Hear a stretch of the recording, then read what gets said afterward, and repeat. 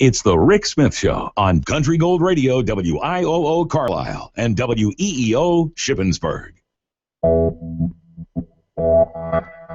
You're listening to WIN, Workers Independent News, a production of Diversified Media Enterprises. I'm Doug Cunningham. Fast food workers agitating for $15 an hour and the right to form unions without employer interference will have what they say is a major announcement campaign Wednesday in New York. The workers are holding a press conference at noon Eastern Time today at a McDonald's on 6th Avenue in New York City. The fast food worker movement started in New York City in November of 2012 with 200 workers walking off their jobs demanding a minimum of $15 an hour and the right to organize unions without retaliation. The movement has since spread to 100 cities. In New York, California, and Michigan, fast food workers have filed class action lawsuits alleging wage theft at McDonald's. The current push in Seattle for a $15 an hour citywide minimum wage was inspired by this fast food worker movement. A coalition of building trades unions, including IBEW, ironworkers, laborers, painters and allied trades, bricklayers, carpenters, operating engineers, and cement masons, has come together in the new Dakota Construction Careers campaign. The coalition is meeting with workers this month to educate and engage them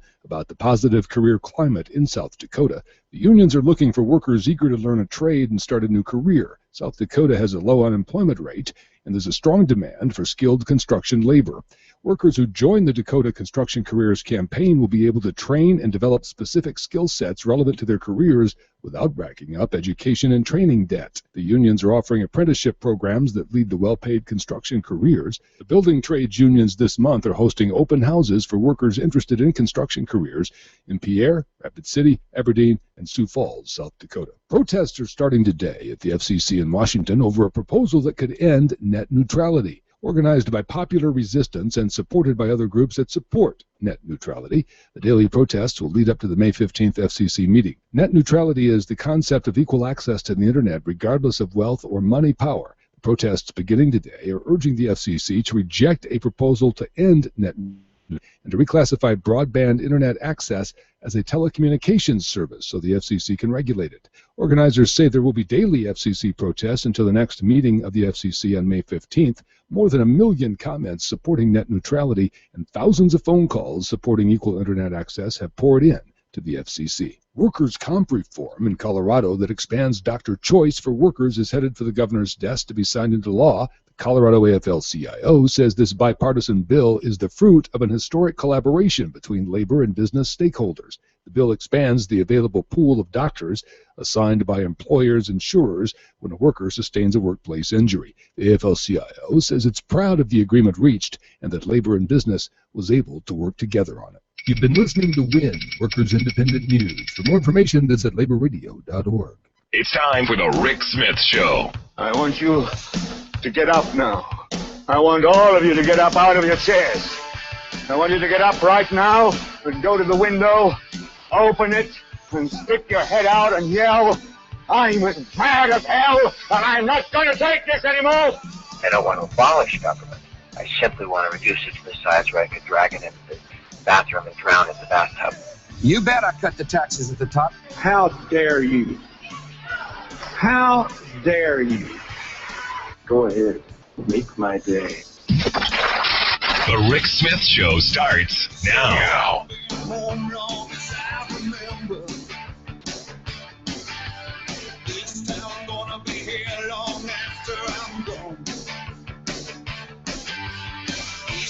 West side, people don't surrender. They've been down, but they're still right on. Oh, and this time is my time. All right, love or hate, it don't matter. I'm gonna stand and fight. This time is my time. She got her ups and downs, but love or hate, it don't matter. 'Cause this is my time. And welcome, brothers, sisters, working class heroes. This is the Rick Smith Show. Thanks for being here tonight on the big programs. Lots of things to get to, lots of things to talk about. Lots going on around the country and around the world. I'm going to spend the next 3 hours talking about where things are going, what we're going to be doing. And look, May 20th, just around the corner. We are days away from the big decision coming May 20th, where I guess on the Democratic side, it's a big decision. You're pretty much stuck with Corbett since Corbett was able to boot off the only willing challenger. So that'll be interesting. But on the Democratic side, something to really get out and vote for. There are 4 very viable candidates. And, this is why you have this primary season to find out who's going to be the standard bearer for the party. I wish there was a third party option as well. And I've often thought of that. I go, there are pros and cons to closed party primaries. I would say more cons than pros, but there are some.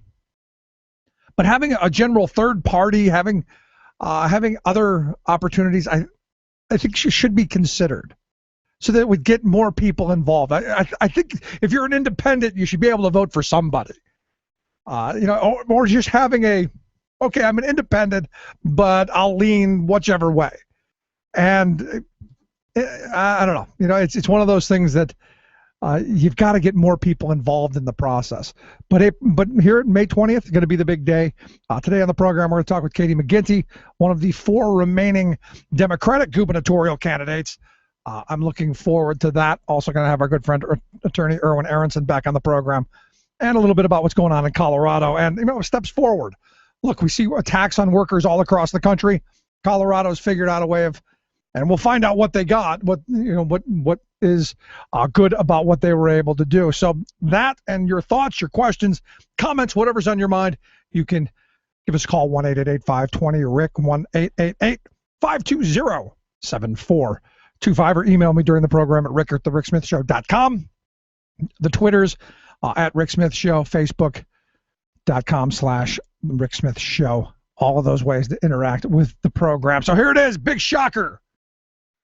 Big shocker. Are you sitting? I hope so. I hope you're sitting. Hope you're not standing while driving.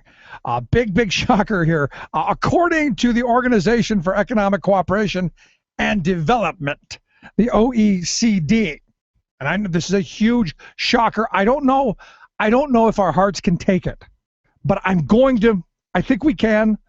I think we'll be able to make it to the other side of this once we get there. Huge news. Just monumental headlines. The recession, and I know you're going to just, when I tell you this, you're just going to, hopefully you're sitting because I don't want you to fall. The recession made inequality worse. That's it. It made inequality worse. And in fact, it made inequality worse both for people who work for a living and for people who invest, because even the investor class saw a division between the highs and the lows.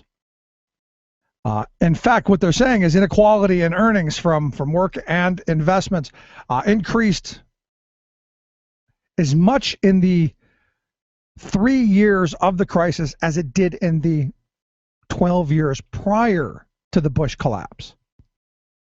The average income of the world's wealthiest 10%, now about 9.5 times what the poorest 10% make globally. That figure was just 7 times just 25 years ago. So we're seeing this widening chasm. Here in the U.S., 47% of total income growth between 1976 and 2007 went to the top 1%. Not surprising there. And also not surprising, we're number one. And there's something to be number one at, something to be proud of. The biggest increase among all of the OECD countries. So inequality growing at a faster rate here in the U.S. than anywhere else in the world. Here in the U.S., the top 1% took a larger share of income in 2010. We're number one again of the 34 member OECD countries. In 2012, the wealthiest 10% took half of the country's income. The largest share. And I hope you're still sitting down. I hope if you've fallen, stay down. Just stay down. The largest share ever recorded. Our top 10% have taken more of the country's income than has ever been recorded. Now, where'd they get it? Well, they got it from the middle class, because the share of income going to the middle three quintiles, the middle class, that middle section, the lowest, and it's declined. And what you're seeing is poverty rates are going up. No kidding. In fact, of OECD countries, about 11% live in poverty. Of all the 34 countries, about 11% of the people in those countries live in poverty. But good company, Chile, and Japan, and of course us, we're much higher than the average of the OECD countries, in the range between 16 and 18%. So we've got this big gap. We've got this gap between the haves and the have-nots, and really we're dividing even that middle ground into have-nots. We're making more millionaires. There are opportunities for some, but the majority not so much. And we talked about this last night, that Republicans believe, oh, we can all become millionaires. No, you can't. Not everyone. Sorry, it's just not happening. And Democrats are a little more pragmatic. Only about a quarter of the people believe that if you work hard and you play by the rules, you can become a millionaire. Here's the thing that gets me. And, we have created this amazing, just this machine of a billionaire class. We've done this, you and me and all of the rest of the people who work for a living. We've done it. And congratulations, you deserve a pat on the back. You're sacrificing your hard work, the extra hours, the extra family members in the workforce, all very laudable, all very important, because without you, without your kids going without whatever educational opportunities and our infrastructure crumbling, without all of those things, we couldn't have this enormously powerful billionaire class. And in fact, what they're saying is in my lifetime, and I might live to 2040. There's a chance. I mean, that's only 26 years off. I got a pretty good shot at making it that long. By 2040, they're predicting that we could have the very first trillionaire. Wouldn't that be something in our lifetimes to have a trillionaire? Wouldn't that be just amazing? Wouldn't it be a sense of national pride that we have a trillionaire? We could be the country that could do that. Now, of course, I'm being quite facetious now, because you start to think, okay, we have this trillionaire who has all of this power and influence. What does that mean for our democracy? What does it mean for the country? And, when I look at this, what it means is Bill Gates is going to be the most powerful man in the world. He wants privatized education. Bang! Privatized education. He wants child labor. Bang! Child labor. It's coming. I'm telling you. The study from the folks at Princeton and Northwestern have already let the cat out of the bag. We are officially already. And for anybody who has this bizarre notion that we're not an oligarchy right now, the future only looks bleaker unless we do something right now. Unless we're able to say, you know what? We need to have a sane, rational tax code. Maybe the idea of, I don't know, our billionaire class paying a rate of tax like they used to back in the good socialist days of Dwight David Eisenhower. Just a thought. And I know Democrats they shy away from, I'm telling you right now, we should have a 70% top marginal tax rate. I've been saying that for years. And finally, you've got economists who are going, you know what? This wealth divide, this inequality, this massive accumulation of wealth at the very top, it's bad for our country. It's bad for democracy. It's bad for the future of this nation. And as you look across the globe, the countries who are emulating what we do, they're the ones who are having growing inequality. They're the ones that have this large gap between the haves and the have-nots and the people who have opportunity. So I guess we got two choices. We can stop this insanity and say, you know what? We want good schools. We want good infrastructure. We want investment in the future of the country. Or we can just take pride in knowing that eventually, somehow, you and me, we're going to be party to make first trillionaire. Doesn't that make you happy? Not so much. Gonna take a quick break. Right back. Stick around. Listen to the Rick Smith Show. We're working people. Come to talk.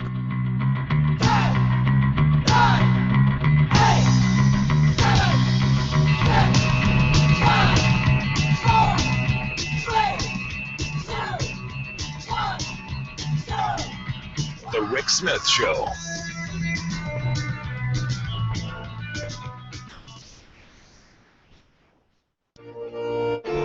Do you ever want to be president? No. Ever? No, I really... Never. You'll never run. Tim, I have no intention. It's May 7th, 2014. I'm Luke Vargas for Talk Radio News Service at the United Nations, here to recap the day's global news headlines in 2 minutes. At the top, the voice of Tim Russert, longtime host of NBC's Meet the Press, who passed away in 2008. Today would be his 64th birthday. Russian President Vladimir Putin said today he was calling back roughly 40,000 troops from the Ukrainian border, though he didn't specify where exactly they were going. He also said separatists in Donetsk should postpone their secession referendum scheduled for Sunday. But Putin said he doesn't give orders to the separatists, so will they listen?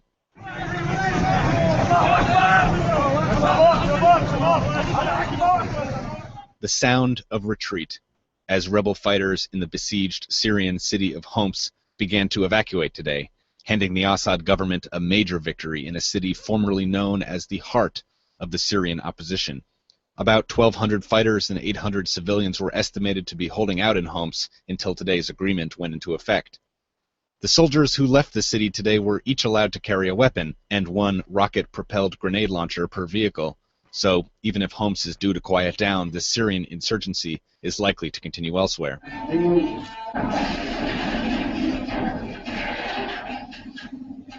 New tensions in the South China Sea as a Chinese vessel rams a pair of Vietnamese Navy ships, injuring at least 6. Vietnam says it controls the waters where China's state-run oil company placed a massive drilling rig this week.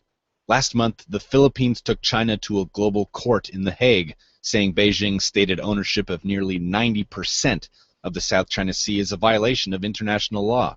Will Vietnam follow suit? And that's all the time we have. For more global news headlines, visit talkradionews.com. Your proud defender of the American dream, Rick Smith.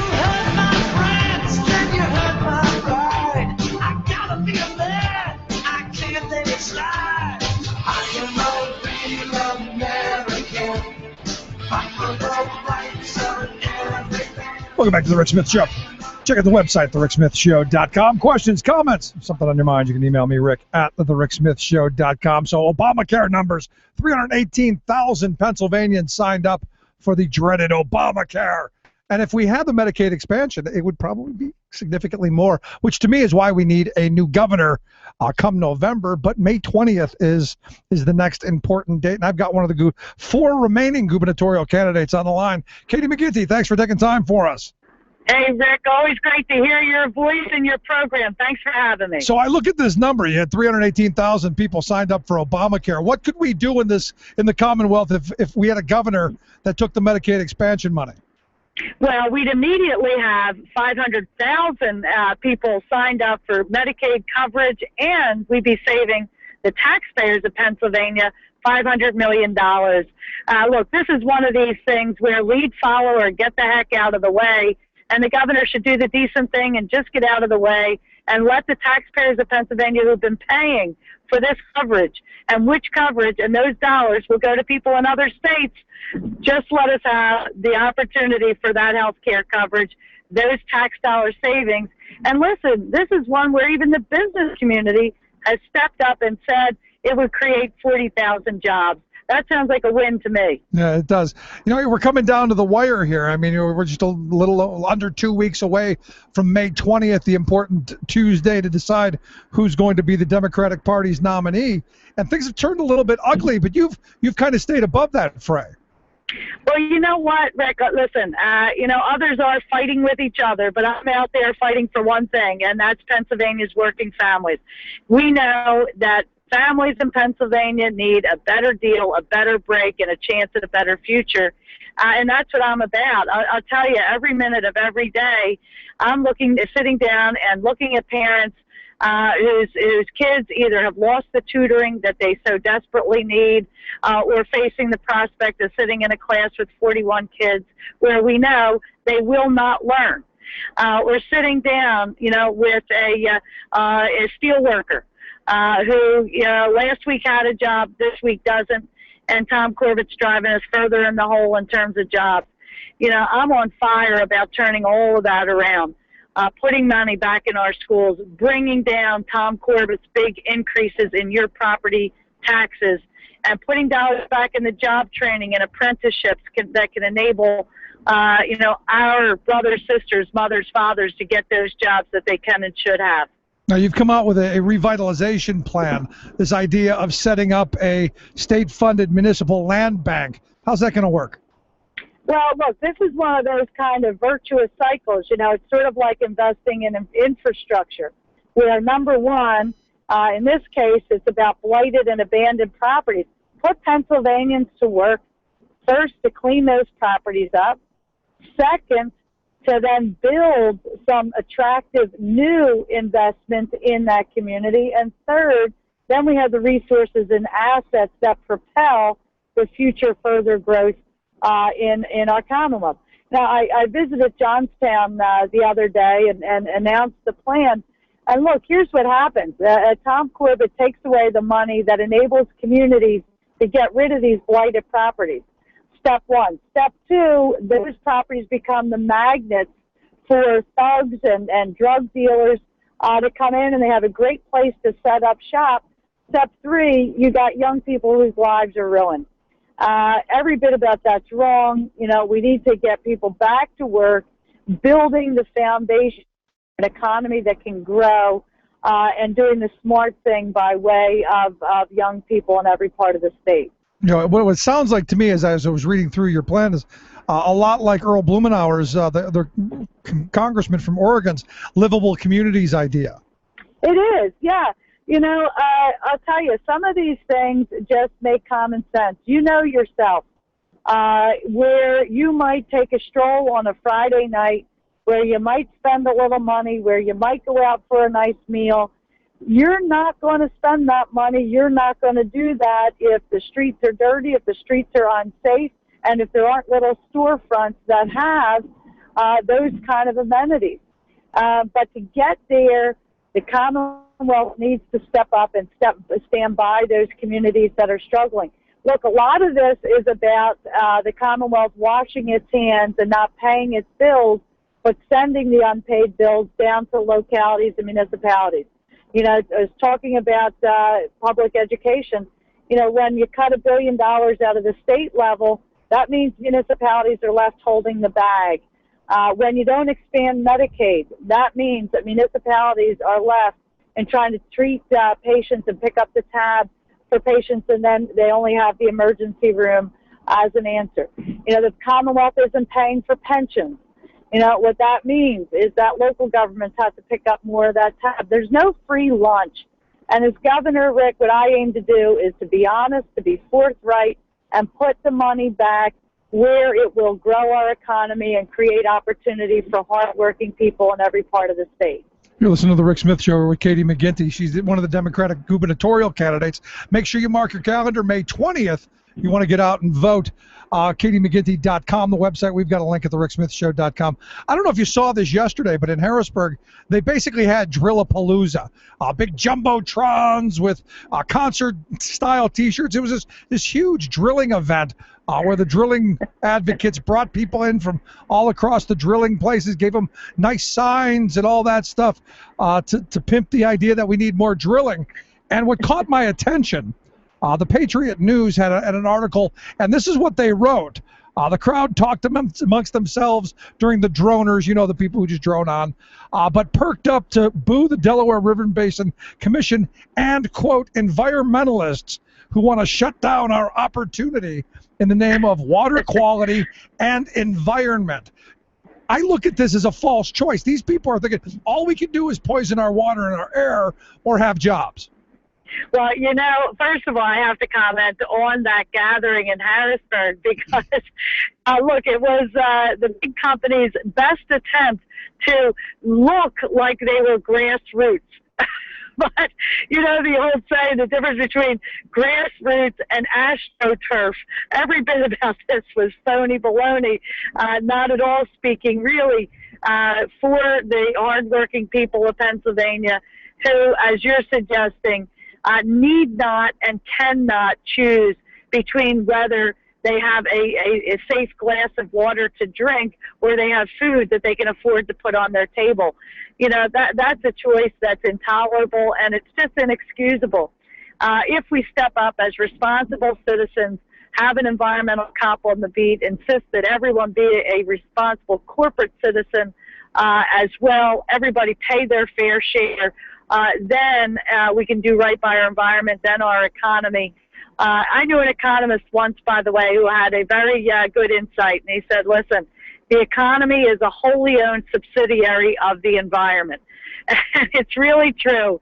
If you don't have water, you don't have an economy, and it's as simple as that. Yeah, but I'm told if we don't have energy and all we have is gas and coal and oil, that's all we've got, Katie. We can do nothing else. You know, I happen to have first-hand evidence that it's not the case. You know, Governor Corbett came into a situation where Pennsylvania, and I was proud to play a role in this, was #1 in the country in manufacturing jobs in wind energy, making big wind energy turbines. Those are people making $70,000 a year. We were #2 in the country in making solar panels. Again, good manufacturing jobs. And he has gone hammer and tongs against that industry, you know, being purely ideological, even to the extent of actively working against good manufacturing jobs in our state. You know, that's picking winners and losers in an absolutely disgraceful way. Look, what we need to be about is welcoming those companies that are going to put our people to work with decent pay, decent jobs, decent solid benefits, while protecting the resources that we need today and tomorrow. We don't want any more boom and bust in Pennsylvania. We've had generations of that, and just hardworking people are always left behind when that's the equation. Yeah, you know, it's interesting you brought up that that this governor and the Republicans as a whole killed wind. They also killed solar. I know when I put solar panels on my house, the SREC credits were like $225 a credit. They're like $10, $15 now, and that has basically destroyed the solar industry in the Commonwealth because of their ALEC type mentality of destroying the credits and the amount of energy from renewable sources that the energy companies have to put in their portfolios. Well, do you change that? Yeah, listen, the reason is because that allows the little guy not to be so subject to the whim of the big companies that jack up the prices for our electricity and our energy, and you've got no defenses. If you have that solar panel on your roof, and we have real what's called net metering rules and legislation, then you can see your meter run backwards. You can actually make money, make your house into your own little power plant, but that empowers the average guy, and there are people who fight against that. Listen, one quick story along these lines of fighting for the little guy. We've had the situation of what I think is absolute fraud that unfolded here with the intense cold months that we have suffered, where people's electricity bills went up by 400% and 500%, almost overnight. I put out a press release calling on the Public Utility Commission to take action against that fraud. Governor Corbett shot back. It was the consumer's fault. They should have read the details of their contracts. You know, this is the same guy who probably would say that the person who was subject to the fraud and those mortgages, you know, that it was their fault too. It's time for a governor who steps up for the people of Pennsylvania and is not himself a wholly owned subsidiary of the special interest. I'm with you. Last question I've got for you. You know, most of the candidates are the same on most of the issues. There's not a lot of daylight. Why Katie McGinty? Well, look, here's what I bring. I come from, honest to God, a working family. My dad, a policeman, my mom, after taking care of the 10 of us kids all day, went and worked hard in a restaurant at night. If you want a candidate who knows what it is to have no guarantees in life, other than hopefully getting a decent education and being willing to work hard, you know, that's what I know firsthand. If you want a governor, though, who's also tested and proven 25 years on the hot seat, but isn't some career politician, you know, who's cynical or who's just looking for their next election, You know, that's what I bring, that seasoned public servant on the hot seat, but not career politician. And last, Rick, I'm on fire in terms of the potential of the people of Pennsylvania. We should be competing. We should be winning. I hope people will vote for a person who deeply, strongly believes in them and has the track record to get it done for them. That's what I'm bringing to the table, and I humbly ask for people's votes on May 20th. Katie, wish you nothing but the best of luck. Thanks for taking time for us, and I look forward to talking to you after May 20th. Once you're the person. The nominee, Rick, you'll be the first show I do. All right. Thanks so much. Thanks, Katie McGinty. Bye-bye now. Again, the website, katiemcginty.com. You can get there from thericksmithshow.com. Just click on Katie's name, take you right to the site. Quick break, right back. Stick around. You're listening to The Rick Smith Show. We're working people. Come to talk. Don't scare for the bosses. Don't listen to their lies. Poor folks ain't got a chance unless they organize. Which side are you on, boys? Which side are you on? Which side are you on, boys? Which side are you? Which side? Which side are you on, boys? Which side are you on? Which side are you on, boys? Which side? Which side? Which side are you on, boys? Which side are you on? Which side are you on, boys? Which side? Which side? Climate change, once thought of as a problem for the future, has moved firmly into the present. Better buckle up. This is not about frightening people. It's about facing realities that we face today. Green News Report special coverage. A street collapsing after a heavy downpour in Baltimore last week is one example of extreme weather events that may be more common in the future. Landmark U.S. report from 13 federal agencies says climate change is here and now and is a clear and present danger. All of those clear and present dangers straight ahead. From BradBlog.com, I'm Brad Friedman. And I'm Desi Doyen. Stand by for 6 minutes of independent green news, politics, analysis, and snarky comment. President Obama is going to do interviews with meteorologists all across the country about a new climate change report. Hey, that's great. Even Fox News covered the new National Climate Assessment. I hope they ask him about Benghazi. Yeah, like the weatherman from Montana should ask him about Benghazi. That'd be great. That would be totally great. Ask him about Benghazi. Idiots. This is your Green News Report.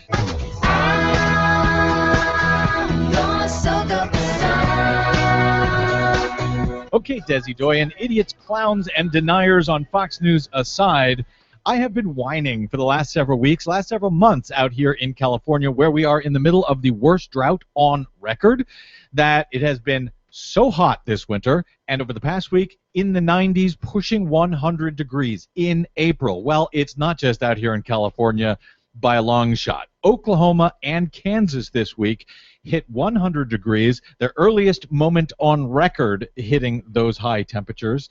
And now the White House has a report that speaks exactly about these problems facing this country right now when it comes to global warming. Yep, that is the upshot of the report. Climate change is here, and it's happening now. That's what scientists from the Landmark U.S. Climate Assessment Report say. It's a congressionally mandated assessment of the impacts of climate change here and in the future. It's led by the National Academies of Sciences, 13 federal agencies, and the Department of Defense. And it shows unequivocally that climate change is impacting every corner of the U.S. right now. Dr. Jerry Melillo, co-chair of the report. It is affecting us in our pocketbooks and on our land in every region of the United States. It is changing the lives of farmers, mayors, engineers, town planners, truckers, and foresters. The report breaks down these impacts by region and by economic sector to help public officials, planners, businesses, and individuals prepare. It says we're already seeing stronger deluges, more record floods, a longer wildfire season, deeper droughts, and heat waves are longer and more intense, just like Texas in 2011, Oklahoma over the weekend, and here in California, spiking our food prices. And just as I've been whining about for months. And it paints a grim picture of what's to come, warning that these impacts will accelerate unless we act swiftly on cutting emissions of greenhouse gases, predicting temperatures potentially could soar by as much as 10 degrees by 2100, melting Alaska and raising sea levels by 2 to 4 feet, threatening $1 trillion worth of U.S. coastal real estate and infrastructure. And yet, I was listening to Rush Limbaugh today, and he says not only is none of this happening, there is absolutely no science to support it, that everything you're talking about, Desi Doyen, is based on computer model predictions for far, far out in the future. It's based on nothing that's actually happening today. And, of course, he's absolutely, completely, 100% wrong. How dare you? The report also details actions that we can take right now to reduce emissions, but the political climate for action is a problem. You think? The climate change denial industry and Republicans are already forcefully dismissing the new scientific assessment, but White House senior advisor John Podesta says they'll fail. They'll find various ways, particularly in the House, to try to stop us from using the authority we have under the Clean Air Act. All I would say is that those have 0% chance of working. So if Congress wants to try to stop the president from taking action here, Podesta is saying he's going to use his executive authority to take action anyway. Yes, and President Obama already has done so, and he is also going to issue landmark new rules for the nation's dirtiest power plants coming up in June. And EPA Administrator Gina McCarthy tells MSNBC there is good news. The bright spot here is that we know that states and local communities across the U.S. have been taking action to reduce carbon pollution. So we can do this. That's what the president knows is our moral obligation to do. And the clean tech sector is booming and already all over this. They're using the new report to focus on innovation and which tech sectors are positioned for rapid growth by addressing climate change. But again, Rush Limbaugh says it's not happening. There is absolutely no science for any of this, and these aren't the droids you're looking for. These aren't the droids we're looking for. Move along. Move along. For much more on today's landmark report and all the other stories we couldn't get to today, thanks White House, please check out our website, greennews.bradblog.com. Don't forget you can download our reports anytime via Stitcher, TuneIn, or iTunes. You can and should find us and follow us on the Facebook and the Twitters at Green News Report. From bradblog.com, I'm Brad Friedman. And I'm Desi Doyen. And this has been your Green News Report.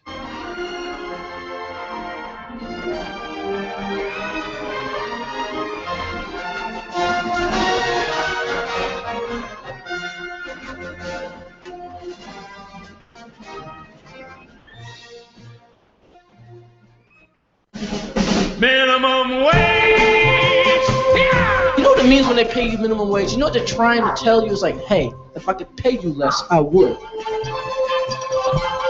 Welcome back to the Rick Smith Show.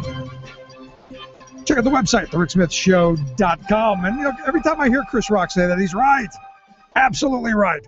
If they could pay you nothing, they would. And you go back to the Great Depression, where we'll work for food was too much. Where I'll work for half, too much. And that's why after the Depression, that's why during the New Deal they put a floor under wages. That's why. And you look from the Reagan years forward, all the presidents who have said, let's not raise the minimum wage. Let's let it erode it by inflation and make it a poverty wage. And then, we'll give them a couple of pennies down the road. You got two presidents right now. You've got Reagan and Obama, who didn't raise the minimum wage. During Reagan's 8 years, they did not raise the minimum wage. So far during Obama's term, they have not raised the minimum wage. Needs to happen. Needs to absolutely happen. And I look at the new analysis put out by the folks over at the Keystone Research Center. They are showing that they've done a county-by-county assessment on how raising the minimum wage to $10.10 an hour by 2016 would help over 1 million workers in the Commonwealth. Now, that's just people getting from somewhere under 1010 up to 1010. That's not the reverberation effect up. That's not the folks who are making 1050 now who may see a jump up to 11 or 1125. That's not the people making $11 who may see a bump up to 1120 or 1150 or whatever. That's not that. That's just people right now who make under $10.10 an hour. Over 1 million people in the Commonwealth. And they went county by county, you know, the AB area, the Allentown, Bethlehem, Easton area. They're talking almost 52,000 people would be lifted up if the minimum wage were to increase. In Bucks County, almost 50,000. In Erie County, almost 26,000. In the Harrisburg, Carlisle metropolitan area, nearly 50,000. The city of Philadelphia, and this blows my mind, in the city of Philadelphia, you're talking about almost 114,000 people who would see their wages go up. And I'm sitting here going, hold on a second. Am I missing something? How do you survive on $7.50, $8, $8.50, $9? How do you survive on that in a city like Philadelphia? How do you get by? And the reality is, you know, as someone who's done some work with homeless people, those are homeless people. Those are the people who are living in shelters. Those are the people who are living on the streets. And I guess the question that continues to be needed to ask is, when you go to these fast food restaurants, when you go to place your order at the local drive-thru, the person who's cooking it, the person who's handling it, do you really want somebody who has all of these other struggles? Really? I mean, I look at it and I go, you know, just as a matter of respect, as a matter of dignity, you should be able to make a living off of your labor. Now, what we hear from our Republican friends is, oh, it's a meritocracy. I'm of the mindset, you go to work and you punch the clock, you should be able to make a living. And isn't that what we heard during all of the welfare reform nonsense, all of the, well, let's cut food stamps, let's cut unemployment? Isn't that what we heard? Get them out there and get them to work so they can support themselves. Well, how do you support yourself when you're making poverty wages? And I know I've had a number of conversations with friends of mine who go, well, you know, if you gave them more wages, they would just squander it. They wouldn't know what to do with it. So it's probably better this way that they don't have more money, right? Have you heard this one? They wouldn't know what to do with it. They would just waste it. They would squander it on nonsense.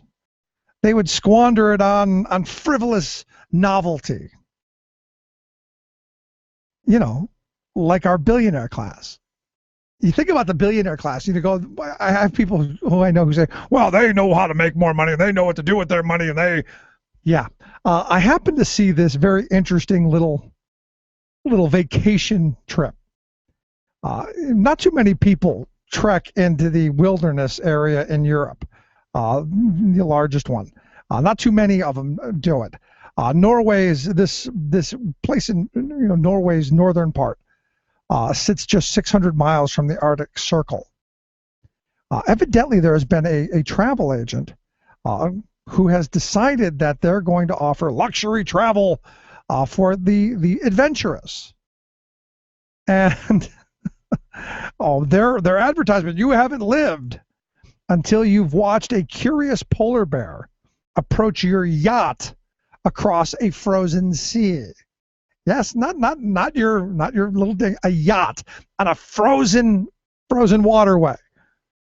Now, evidently, just the flight from New York to this place in Norway, about $117,000 for a party of 10.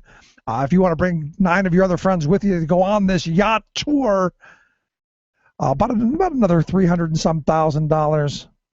And if that's not for you, well, the Four Seasons Hotliners have turned a Boeing 757 into just this amazing travel vessel that takes you around the world for 24 days through Bora Bora. A single ticket going for about $150,000. And I look at that and I go, well, let me think about this for a second.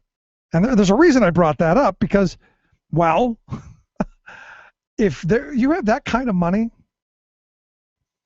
to squander on someone cutting a hole in a frozen waterway so you can take a yacht ride through it, that should only happen once every kid goes to bed with his stomach full. Every kid has an opportunity of an education, No mother looks their child in the eyes and knows they're hungry or sick or without. Maybe it's just me. Maybe it's just my twisted world view. But sorry, I'm not feeling sorry for the very well-to-do. But what we're finding out is our CEO class, according to a new Bloomberg report, according to them, our CEO class taking an awful lot more vacation, a lot more personal time using the company jet. The non-business travel expense, as Bloomberg says, has increased for the third straight year. The 10th largest S&P 500 companies that Bloomberg scrutinized spent 61% more last year on personal travel using the corporate jet than the year before. And you go down through the numbers, and it's just mind-blowing. You had Jeffrey Immelt, the CEO from GE, spent nearly $350,000 just flying around, just going places. Now, here's the thing that gets me. Immelt made almost $20 million last year. Almost $20 million, and they're laying people off, and they're moving jobs overseas, and they're paying no taxes. One of the companies who paid virtually no corporate income tax, taking $350,000 just to fly around at his leisure. He made almost $20 million. Do you not think he could spring for his own ticket? Just kind of curious. You look at the guy, the casino mogul, this guy Steve Wynn, took in almost $20 million. Yet he billed his resort company almost $1 million in personal travel on the corporate jet. Start thinking about this. Now, in Wynn's defense, he did have to pay almost $500,000 for the rent on his Las Vegas house. He did have to start paying that. The board did buck up and say, it's time you paid your own rent. We're paying you nearly $20 million. And this is the thing that gets me. We're seeing, as I said at the beginning, this splitting apart of two very distinct worlds. Right here in our own country, two extraordinarily different realities. The realities of people like you and me and all the other people who work and scrounge and struggle and suffer, and then people like this who, the sky's the limit. What? Lunch in Paris? Absolutely. Dinner in New York? Sure, why not? Put it on the corporate card. Let those shareholders and let those workers pay for it. I know.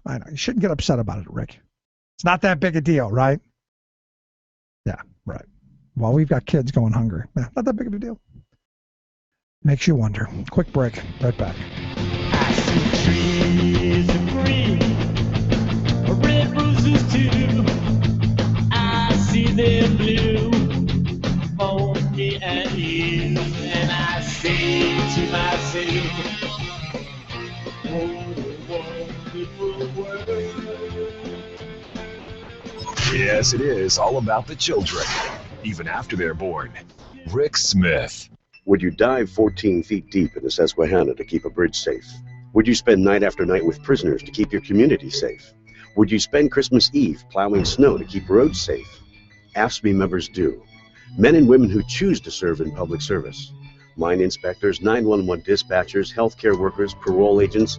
You may not think about them, but no, they're all thinking about you.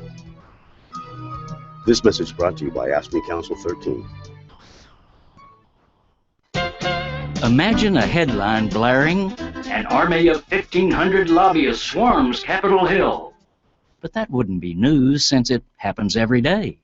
In fact, an occupying army of Gucci-clad corporate lobbyists is permanently encamped in Washington, numbering not a mere 1,500, but more than 12,000. Yes, that works out to nearly 22 lobbyists for every member of the House and Senate. And they come armed with explosive levels of campaign cash to keep lawmakers towing the corporate line. Yet, on April 28, the headline I mentioned should have been a news story, for on that Monday, our corporate coddling Congress critters were startled to be greeted by a very different army of lobbyists. This one did not come from the infamous K Street corridor of corporate lobbying firms, but from your town and mine, armed with a decidedly uncorporate agenda. They are part of a growing majority of Americans who've been knocked down by the low-wage economy and intentional inequality being imposed on working and non-working families by Wall Street, corporate chieftains, and their congressional enablers. To the surprise of those clueless elites, however, workaday Americans, even the lowest paid and supposedly least powerful, are not going to be passively herded into that plutocratic future. To the contrary, they've been organizing, strategizing, and mobilizing, and the April contingent of 1,500 that went to Congress as the Populist Lobby are members of three fast-growing grassroots groups: National People's Action, National Domestic Workers Alliance, and the Restaurant Opportunities Center. This is Jim Hightower saying even a dog knows the difference between being stumbled over and being kicked. People know they're being kicked, and they're simply not going to take it. To keep up with or join the grassroots rebellion, go to www.npa-us.org. To get more of Jim Hightower's populist take on what Wall Street and Washington are up to, visit www.hightowerlowdown.org.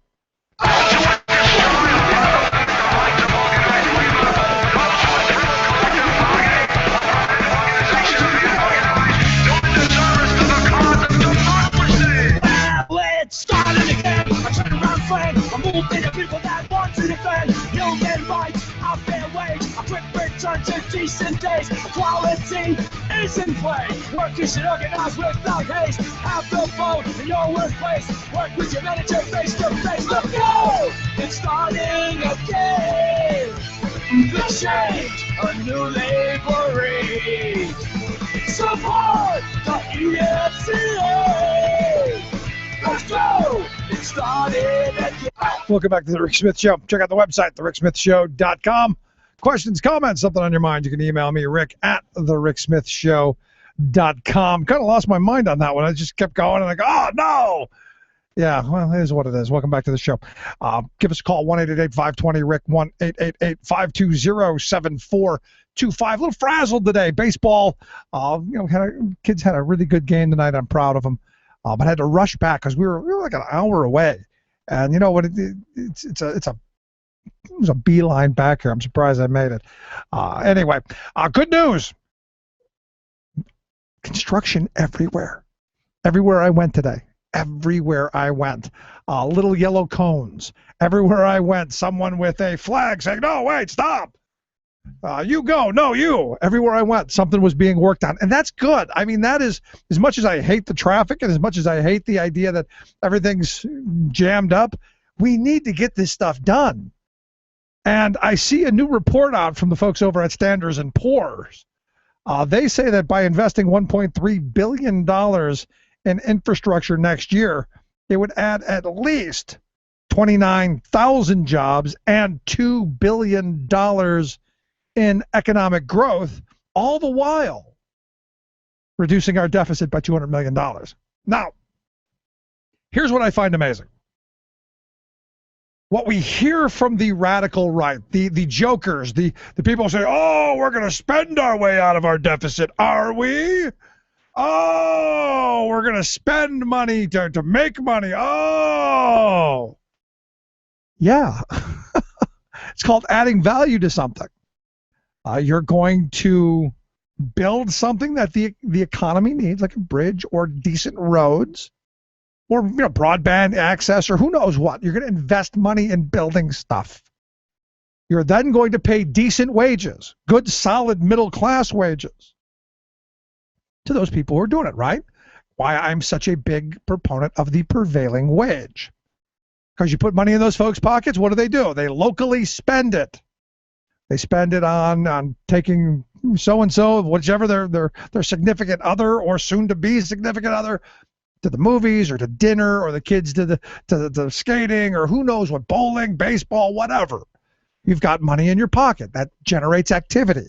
So if you're going to spend $1.3 billion, any economist will tell you once it goes into the local economy and reverberates, it's banging around, it's being spent here and respent there and respent here, it generates economic activity. Now look, I'm no economist. I've taken some economics courses. Doesn't make me an economist, but it makes perfect sense. That when I take my dollar and I spend it at the local whatever shop, they had to spend $1 to get stuff in there for me to buy. And of course, they add their little profit to it, and that profit's getting a lot bigger. And that's how the game works. That's how the whole economy works. This idea of continually cheating workers out of wages and taking money out of families is ludicrous. You know, but right now, you look at 29,000 jobs. If you just invested $1.3 billion, now we're talking, you know, we should be investing much more than that here in Pennsylvania. $2.5 billion is what they're going to invest next year in construction. The governor's own report said $3.5 billion is what we needed. So they've even shortchanged us on that. But you think of the jobs that would have been created out of that, especially in a sector that's really been decimated. The building and trades, the construction industry just screwed the last 3-4 years, especially here in Pennsylvania under this governor. Now, the report cites a 2012 study that found 61% of the jobs directly created by infrastructure improvement would be in the construction industry. So 61% of the jobs would be actually doing the work. That seems... I'm sure I know people say, well, that seems low. No, because again, it's that reverberation. That means 39% of the jobs are elsewhere, be it in manufacturing for the steel and the concrete or whatever it is you're going to need, the bolts or whatever. And then you're talking another 7-8% in the retail sector because, hey, people need gloves and shoes and hard hats and all of this stuff that comes through this whole process. It makes perfect sense. And the reality is, as S&P points out, and as I said a moment ago, these are middle-class jobs. In fact, S&P says that 9 out of 10 of these jobs created because of construction investment, 9 out of 10 of them are solidly middle-class jobs. I would have to argue probably the 1 out of 10 that isn't is the retail job or the fast food job. But we can do something about that. We can fix that and make sure that 10 out of the 10 jobs are middle-class jobs. They point out, in addition to short-term benefit of job creation, significant investments in large projects can enhance efficiency and allow goods and services to be transported more quickly and at lower costs, a longer-term reward. Now, I mean, as any business person will tell you, and this, comes back down to, being really business friendly, getting your product to market, getting there faster, getting there as cheaply as possible. That's the key to the game, the speed at which things move.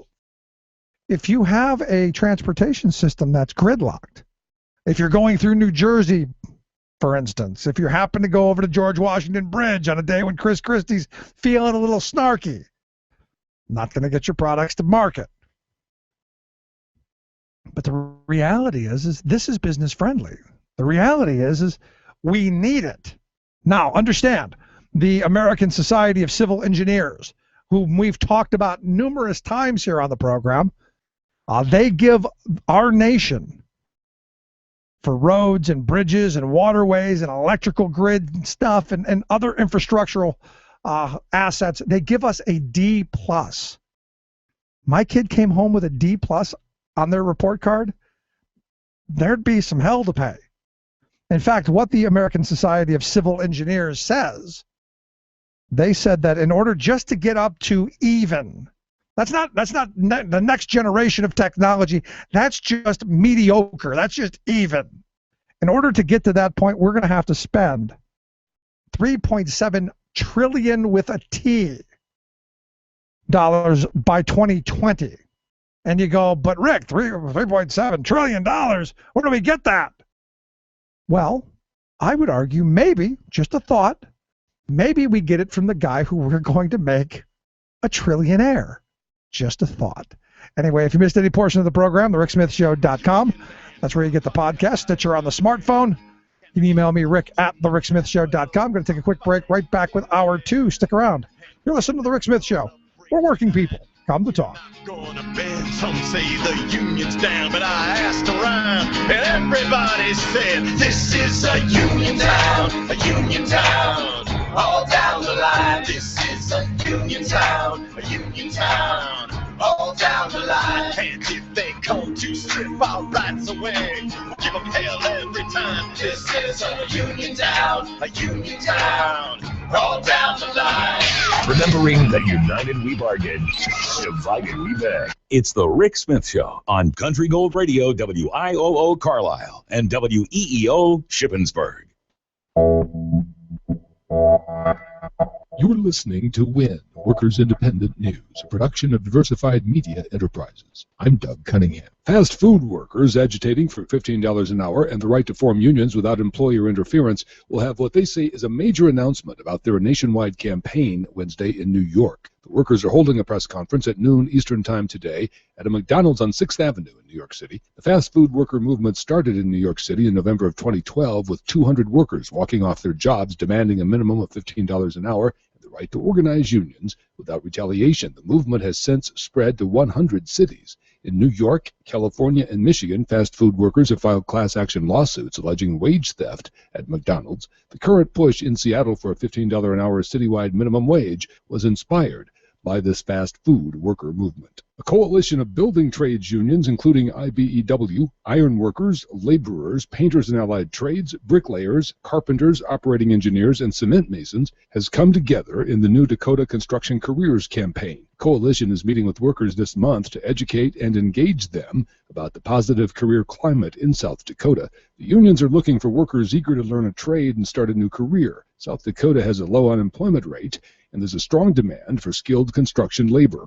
Workers who join the Dakota Construction Careers Campaign will be able to train and develop specific skill sets relevant to their careers without racking up education and training debt. The unions are offering apprenticeship programs that lead to well-paid construction careers. The building trades unions this month are hosting open houses for workers interested in construction careers in Pierre, Rapid City, Aberdeen, and Sioux Falls, South Dakota. Protests are starting today at the FCC in Washington over a proposal that could end net neutrality. Organized by popular resistance and supported by other groups that support net neutrality, the daily protests will lead up to the May 15th FCC meeting. Net neutrality is the concept of equal access to the Internet regardless of wealth or money power. The protests beginning today are urging the FCC to reject a proposal to end net neutrality and to reclassify broadband Internet access as a telecommunications service so the FCC can regulate it. Organizers say there will be daily FCC protests until the next meeting of the FCC on May 15th. More than 1 million comments supporting net neutrality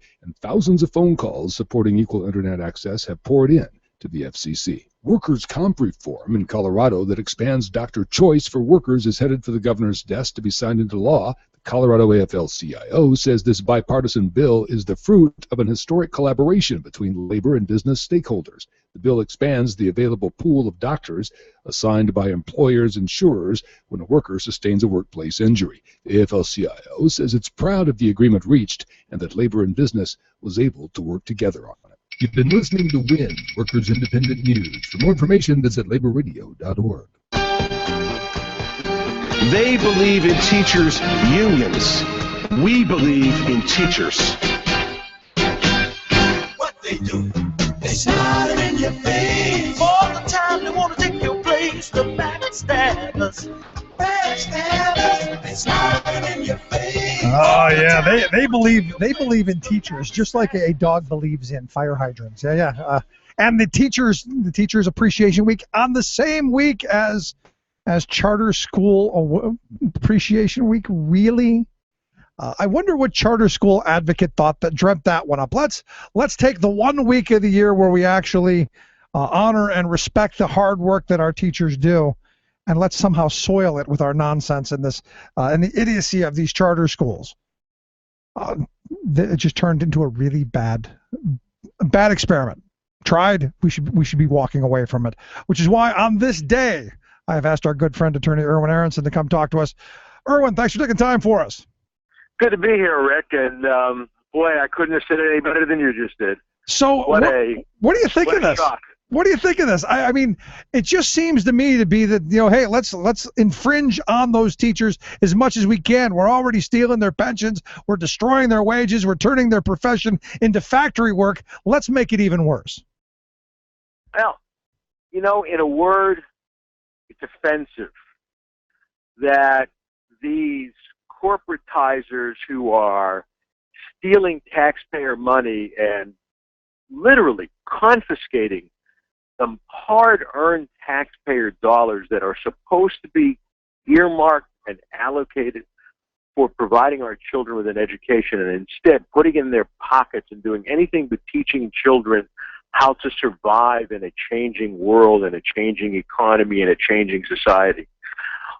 Demand that we celebrate them, and demand that we celebrate them during the week that we have set aside, and the day that we have set aside to celebrate educators, professional educators, who give so much to so many, into whose arms and hands and responsibility we entrust our most precious resource, our children, and the charter operators, the charter corporateers, who slash teacher pay, who increase teacher hours, who diminish the value of teaching and the value of our professional educators into, as you so aptly said, the notion of assembly line workers.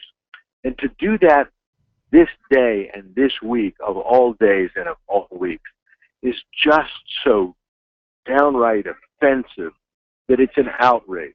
And I'm totally nonplussed by it. I'm just overwhelmed that they could have the colossal gall to do this now. So that's the best reaction and the worst reaction at the same time that I can possibly give you. Yeah, but I look at it, one of the best signs I came across, because what you usually find is they tweet out certain signs, because it's the appreciation week. You're supposed to say how much you love your charter school and all of that stuff.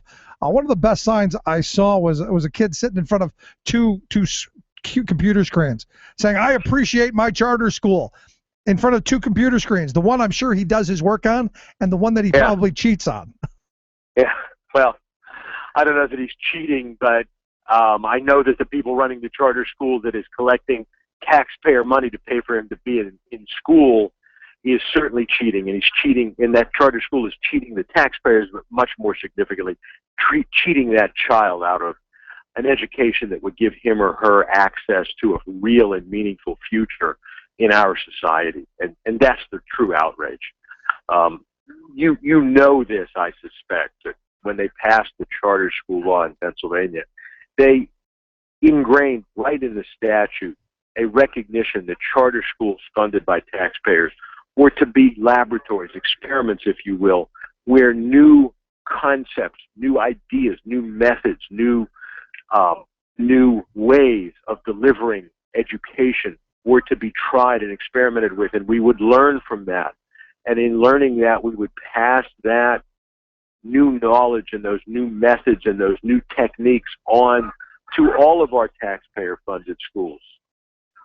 That was supposed to be the goal, and what has happened is anything but. And charter operators, these thieves, if you will, of our children's futures, treat the reality of their operations on a day-to-day basis as if they're proprietary and refuse to share them with us, even though we pay for their very existence.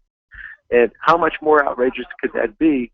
And the example that you cite tends to, unfortunately, all too frequently focus on the child instead of focusing on the creeps and the bums and the thieves who were stealing that child's education every day, day in, day out, week in, week out, month in, month out, year in, year out, and over again just take our taxpayer money and put it in their pockets instead of into the education and the futures of our kids. And the thing that bothers me with this, Erwin, is one of the other memes that I saw going around is that these charter schools, we appreciate the charter schools who allowed our child to come into their school, because not all kids get to go to these charter schools. Sadly we we have too much experience with that, where they're engaging in something that many people in the education world refer to as creaming, where they skim the cream off the top so that they try to make it appear as if their results are so much better than the school district-run schools in the areas in which they operate. But all the results then demonstrate that even with this creaming, even with some operators like in Philadelphia, where charter operators say they don't discriminate, that anybody can apply to get in, but the application is 14 pages long, is only available online, and is only capable of being submitted after both parents of the child appear at the school sometime between 10 a.m. and 2 p.m. on a weekday on 2 separate occasions. But they say that they don't discriminate because everybody has to do that, but of course working parents can't do that. They can't leave work in order to just go through an application process, an application that you probably need a PhD to fill out. So, you know, it is charitably described as colossal gall to suggest that they're open to everybody or open to anybody. But even with all of that, sadly, all of the objective results demonstrate that the charters don't do any better than the school district-run schools and frequently do worse. And of course, we do have this other overlay where there isn't a week that goes by any longer where some charter operator or some official of a charter school or a corporate operator of charter schools isn't being investigated or indicted or prosecuted or incarcerated for some misapprehension or misappropriation of the public funds, the taxpayer funds that are entrusted to these private entities. And, you know, you look at from the money side of it, it's one thing, but the other side of it is the money that they're stealing, they're actually taking away from those kids, and those kids get one shot at an education. There's one chance to get first grade right or second grade right or on into the years. There's one shot. That's it. You're absolutely right. You couldn't say it any better. That's exactly the truth. I mean, we only get to do second grade once if we do it right. And if we've done it wrong, we also only get to do second grade once. But what happens in third grade? And what happens in ninth grade? Yep. And what happens at the time when that child has to make a choice about, do I go to college, or do I try to learn a trade, or do I go out into the workforce? Or what do I do when the skills to which I'm entitled as a matter of the state constitution here in Pennsylvania have been denied me, not because somebody said no, but because some profiteer put the money in his pocket instead of investing it in the teachers that we do celebrate this week. Now, I could go on for hours about how angry I am that these 2 weeks are together. You want to have your Charter Appreciation Week, have it some other time. This Teacher Appreciation Week's been around for numerous years.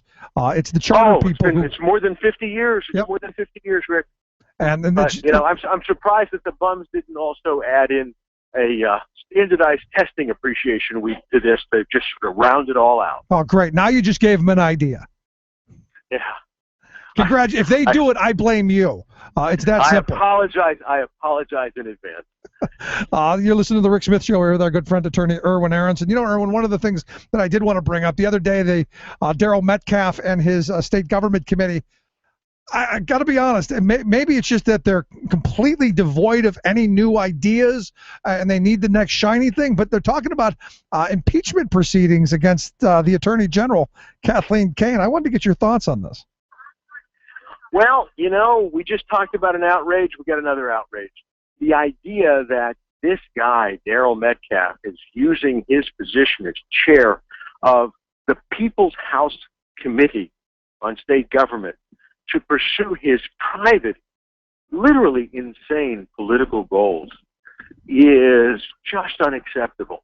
And I think that, as I believe you know, and maybe many of our listeners know, and maybe not, I don't know, that at some point during this phony, trumped-up so-called impeachment hearing that Metcalf unilaterally imposed on the citizens of Pennsylvania, another member, one of his colleagues, Representative Mike O'Brien of Philadelphia, asked to be recognized, and Metcalf, using the power of his gavel, first refused to recognize him, then demanded that he be silenced, and ultimately called in the gendarmes to have him escorted out of the room, Wow. out of the committee hearing room, a hearing room for a committee on which Representative O'Brien is a member. And bless them, a number of members of the General Assembly, outraged by this unacceptable, unconstitutional conduct in which a member of the House of Representatives attempted to use his gavel to silence the verbiage of another member, joined Representative O'Brien and walked out of the House, and really demonstrated this phony hearing to be exactly what it is. Attorney General Kaine may be somebody with whom we agree or disagree, may have engaged in conduct with which we agree or disagree, but regardless of that, irrespective of that, she's doing her job, and the idea that she should be diverted from the important work of the Office of Attorney General to have to put up with this trumped-up baloney charge that should lead to an impeachment when Metcalf has abused the office and the oath of his office and has not been brought up on a legitimate impeachment charge is fundamentally absurd. But when we recognize, of course, that Metcalf is doing this to pursue his private political agenda, that's not a Democratic agenda, not a Republican agenda, but a lunatic fringe agenda that is subscribed to literally by no one else, means and demonstrates beyond peradventure, Rick, that the time has come to take another look at how and under what circumstances people are permitted to even be a member of the General Assembly. This is the people's house. Right. This is not the lunatic fringe house. Yeah, but I looked at this. This guy's nuts. Yeah, I saw the hearing and I saw the reports out of it, and it reminded me of ISA's committee hearing where he shut off the microphone on Elijah Cummings, the Democratic chair of the committee, the House Oversight Committee, in much the same childish manner. And it just seems to me that right now there's as you've pointed out, a lunatic fringe that has grabbed hold of a portion of the Republican Party. And all I ask is, Republicans, take your party back to somewhere just near sanity. I'm not asking, I don't think that's too much to ask, do you? I don't think it's too much to ask, but understand, it's not that they've taken it to insanity. They have hijacked our house, okay? Understand, I've said this any number of times in any number of ways on this show and otherwise. This is not Metcalf's house. This is not the Republican Party's house. This is our house. They work for us. We have delegated power to them. They haven't delegated power to us.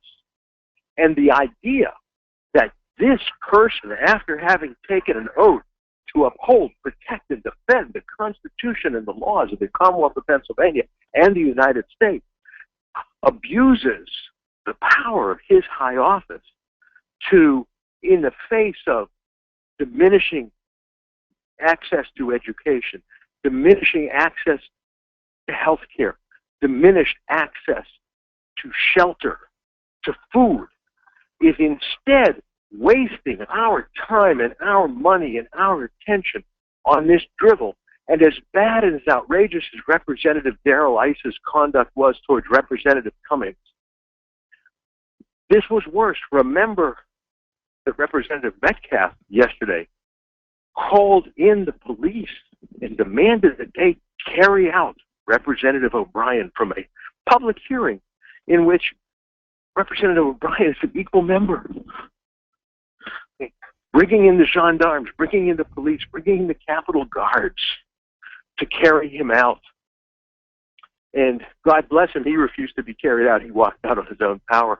But had I been there, I may have gone the next step and told them that they had to carry me out. Yeah, I would have made them carry me out. Good luck on that. Get the crane. You're going to need it. Yeah, exactly. But this is government run amok. The know-nothings are in charge, and Darrell Metcalf is the chair of the Know-Nothing Party. And that's why I think November is so vitally important. No question about it. No question about it. And that's why we got to get out and vote. In the case of Representative Metcalf, by the way, who happens to have a primary election opponent May isn't such an unwelcome month either. And to the degree we have listeners living out in the western part of the state in Butler County, where Representative Metcalf has been elected, to support whoever his opponent may be would be a blessing for democracy, a true blessing for democracy. Yeah, let's put him on the unemployment line. There's a nice that would be a nice start. Erwin, always great talking with you. I appreciate you taking time for us. Good to be here, and thank you. Good to talk to you, and hopefully I get to be here next week, and we'll talk about some more things. Blessedly, the Pennsylvania House of Representatives and the Pennsylvania Senate have gone home and won't be back until June 2nd, so we have a break. There you go. Erwin, thanks so much. Let's take a quick break. Back with your thoughts. 1-888-520-RICK, 1-888-520-7425. This is The Rick Smith Show.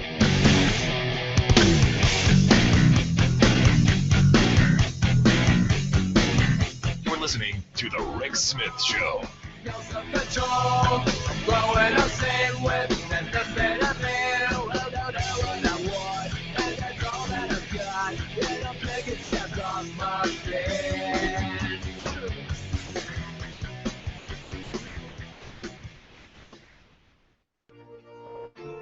Do you ever be president? No. You know, I really. Never.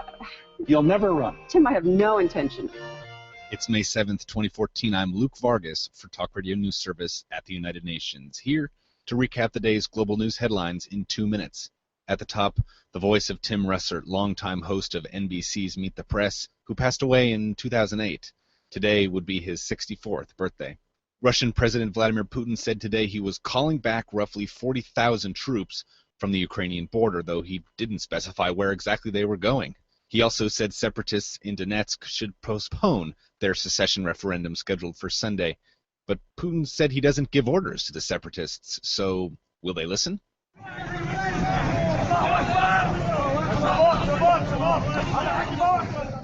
The sound of retreat as rebel fighters in the besieged Syrian city of Homs began to evacuate today, handing the Assad government a major victory in a city formerly known as the heart of the Syrian opposition. About 1,200 fighters and 800 civilians were estimated to be holding out in Homs until today's agreement went into effect. The soldiers who left the city today were each allowed to carry a weapon and one rocket-propelled grenade launcher per vehicle. So, even if Homs is due to quiet down, the Syrian insurgency is likely to continue elsewhere.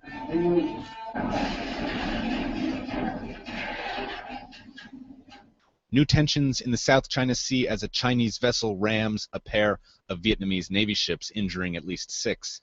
Vietnam says it controls the waters where China's state-run oil company placed a massive drilling rig this week.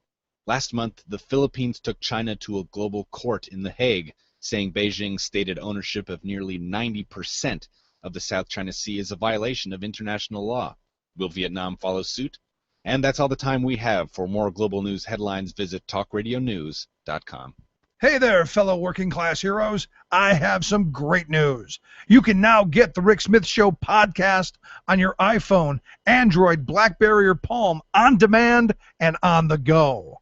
Get your class war to go by downloading the Stitcher app on your smartphone by going to Stitcher.com and search for The Rick Smith Show, or go to our website at thericksmithshow.com and click on our Stitcher button. Together we can, and we will, rebuild a prosperous working class and leave opportunity for our children. Chances are, when you took a shower this morning, an AFSCME member made sure that water was clean. When you drove to work, an AFSCME member maintained the road. When you rode an elevator, an AFSCME member inspected it. I'm David Philman, Executive Director of AFSCME Council 13, the American Federation of State, County, and Municipal Employees. AFSCME members enforce regulations, keep prisoners behind bars, take care of patients, protect the environment, and more. The work isn't glamorous, the salaries aren't high, but AFSCME members serve the public in every aspect of our daily lives. Chances are, you'll never see that AFSCME member working in a sewage plant, diving underwater to repair a bridge, or answering a 911 call. But aren't you glad they do?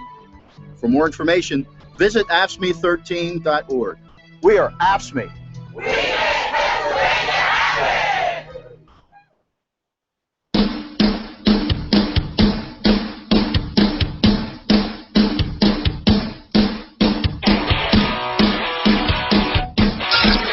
Waving the flag of freedom for people, not corporations. Rick Smith.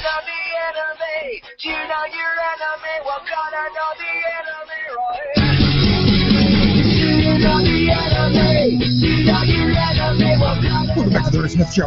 Check out the website, thericksmithshow.com. Questions, comments, something on your mind, you can email me, Rick, at thericksmithshow.com. You know, you look at what's going on, and I got to be honest with you, that Metcalf thing, wow. How weird is it? You know, look, I understand you have the power of the gavel, you have the power to control your committee and to bring up whatever issue you want, such as impeaching the Attorney General for something you don't like. And understand, the underlying all of this to the impeachment proceedings that they want to go after has nothing to do with the botched investigation that began during the Corbett years. There's nothing really to do with that. That's the excuse. This has everything to do with the theocrats who are ticked that she says that, you know what, I'm not going to waste the taxpayers' money going after prosecuting same-sex marriage. Just not going to do it because it's unconstitutional. And it's just not going to wait, in a judicious way, going to make sure that we spend the taxpayers' dollars wisely. If all we could do is ask that from the guy who was our Attorney General, that would be a start. But they didn't spare any money when they went after the Democrats. They didn't spare any funds going after that. No, that was the we'll spend whatever we can and however much we can just to get what we want, our political aims. And I got to be honest, it's frustrating because I look at this as just a witch hunt that is going to go awry. We're going to spend millions of dollars on this idiocy and end up with nothing at the end of it other than some political posturing and pandering. That's what's going on. It's really that very, very that simple. And you look at our governor and you wonder, you know, why is he the most vulnerable governor in the country right now? And if you look at NBC's last week's NBC First Read, they pointed out our governor right here, the most vulnerable governor in the country. The only question they say is whom Democrats will nominate on May 20th. And right now, the front runner, obviously, is the guy we talked to yesterday, businessman and former Revenue Secretary Tom Wolf. They say probably the best candidate. They say he's somewhat of a technocrat, which I would agree with that assessment. I think he's going to be he's not going to be, I think McCord would be a much more gregarious, much more out there kind of governor. I think Wolf will be a very, very silent governor where lots of work gets done that we just don't see. But they're saying of the 15 governorships that are most likely to flip, Pennsylvania is the top one. And I think it's true. I think the reality is at this point, you could probably run a peanut butter and jelly sandwich against Corbett because he's done nothing. Nobody's happy with anything that he has done. And the hope is that the Democrats don't screw it up. And, there's going to be a lot of money going into this. They're talking $35 million in a gubernatorial race that Corbett's going to raise and spend $35 million. And I'm telling you right now, and I've been saying this for a while, as soon as the May 20th primary is over, you're going to be inundated with Corbett. It's going to be all the wonderful Corbetts. He's going to be around with ribbon-cutting ceremonies and kissing babies and doing the glad handing. You haven't seen him for the last couple of years, but we're going to see a whole lot of high-profile. There's Tom. Thank you, Tom. We love you. Yeah. Never mind the last 3.5 years of abysmal failure. Never mind the last 3.5 years of no leadership, no vision, and giving away the baby and the bathwater with regards to the drillers, our education system, the most vulnerable in the state. You name it. This guy's done it. Wrong. So I got to be honest, I'm kind of saddened to see some of the Democratic candidates turning negative. You knew it was going to happen, as we come down to the wire. If the ones that are behind got to pull the front runner back. We saw the McCord thing on kind of a race baiting thing. But Allison Schwartz kind of doing it as well, saying that he's not in line with gender equity. because evidently he doesn't have enough women working for him. And, I look at it, it's not really an industry that a lot of women went into. Home construction, just not. I'm sorry, I'm call me gender biased, but it's just not something a lot of women went into.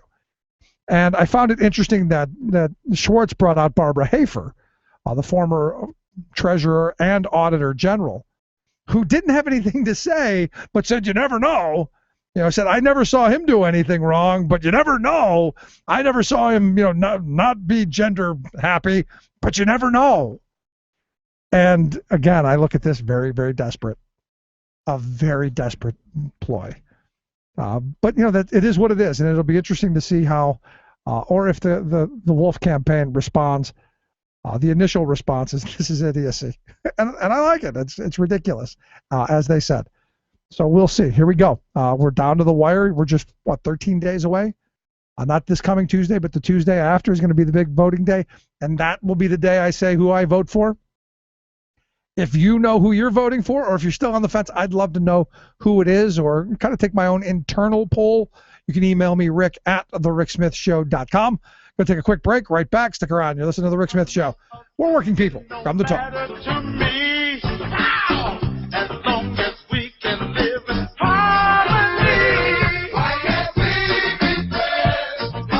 Remembering that united we bargain, divided we beg. Rick Smith. Imagine a headline blaring, "An army of 1,500 lobbyists swarms Capitol Hill." But that wouldn't be news, since it happens every day.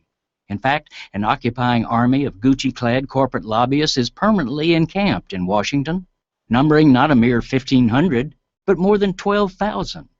Yes, that works out to nearly 22 lobbyists for every member of the House and Senate. And they come armed with explosive levels of campaign cash to keep lawmakers towing the corporate line. Yet, on April 28th, the headline I mentioned should have been a news story, for on that Monday, our corporate coddling Congress critters were startled to be greeted by a very different army of lobbyists. This one did not come from the infamous K Street corridor of corporate lobbying firms, but from your town and mine, armed with a decidedly uncorporate agenda. They are part of a growing majority of Americans who've been knocked down by the low-wage economy and intentional inequality being imposed on working and non-working families by Wall Street, corporate chieftains, and their congressional enablers.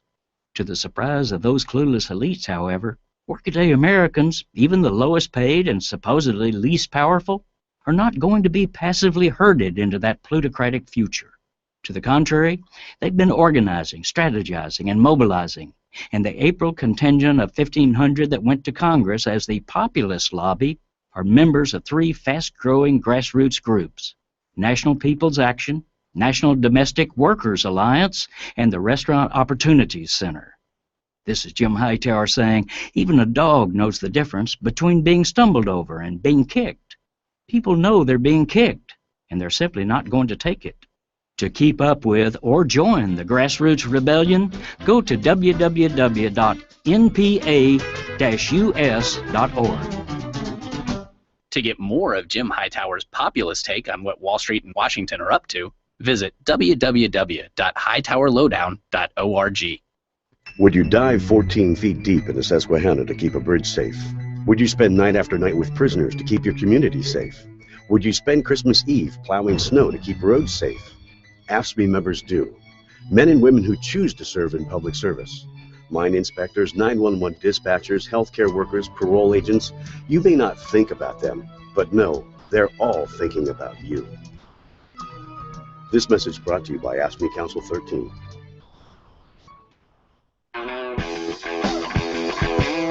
Remembering that united we bargain, divided we beg. Rick Smith. He's going the distance. He's going for speed. She's all alone in a time of need. Welcome back to The Rick Smith Show.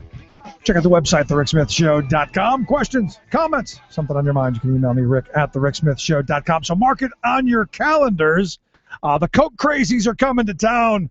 That's right, the American for Prosperity Front Group putting on a big rally on June 4th in Harrisburg. And, the thing is they they're bringing some of their other right-wing cranks and anti-worker mouthpiece. This Michelle Malkin is coming to town with them. I wonder what that's going to set the Koch brothers back. I wonder how much they're going to pay for that. With all the attacks on workers' rights and all the attacks on their wages, hours, benefits, all of that stuff raging on, just like you're seeing here in Pennsylvania with the paycheck deception and the whole push for the no rights at work agenda. It's nice to finally see that somewhere workers are getting a fair shake and lives are getting better incrementally. And I look at what's going on in Colorado as what I'm told is a big step forward in their workers' comp system, which is why I've asked Phil Hayes, Strategic Campaign and Legislative Director at the Colorado AFL-CIO, to come join us. Phil, thanks for taking time for us. Thanks, Rick. Thanks for having me on the show. So, like I said, you look at all the assaults going on across the country, all of the ALEC nonsense, and it's nice to see that there was some movement forward. Yeah, absolutely. And, I will say we really feel for our brothers and sisters across the country that are under vicious attack and having their rights stripped away from them. But you're right. It is nice to have a state like Colorado that was red for so many years starting to really dig out from some of the bad policies that hurt workers. So, yeah, you're exactly right. We're excited for the progress we're making. So walk me through this. What are conditions as of this moment for workers who are injured through workers' compensation, and what does this piece of legislation change to make their lives better? Well, a couple pieces of history, Rick. About 22 years ago, we had a public workers' comp system that was way bankrupt, and unfortunately, the Republican legislature and Democratic governor put through radical reforms that really hurt workers' benefits. The two major things they did was they literally made it so that workers had zero choice of doctor, meaning that the employer assigned your physician. You had no alternative switch.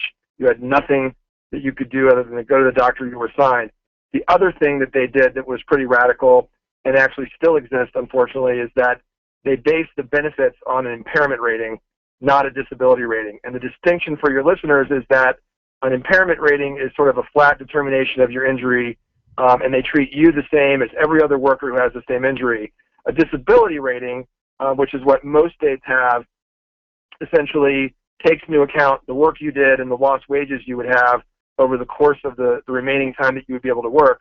So, for example, someone who is a piano player and injures their hand versus someone who is a soccer player and injures their hand, those are two different outcomes based on that injury.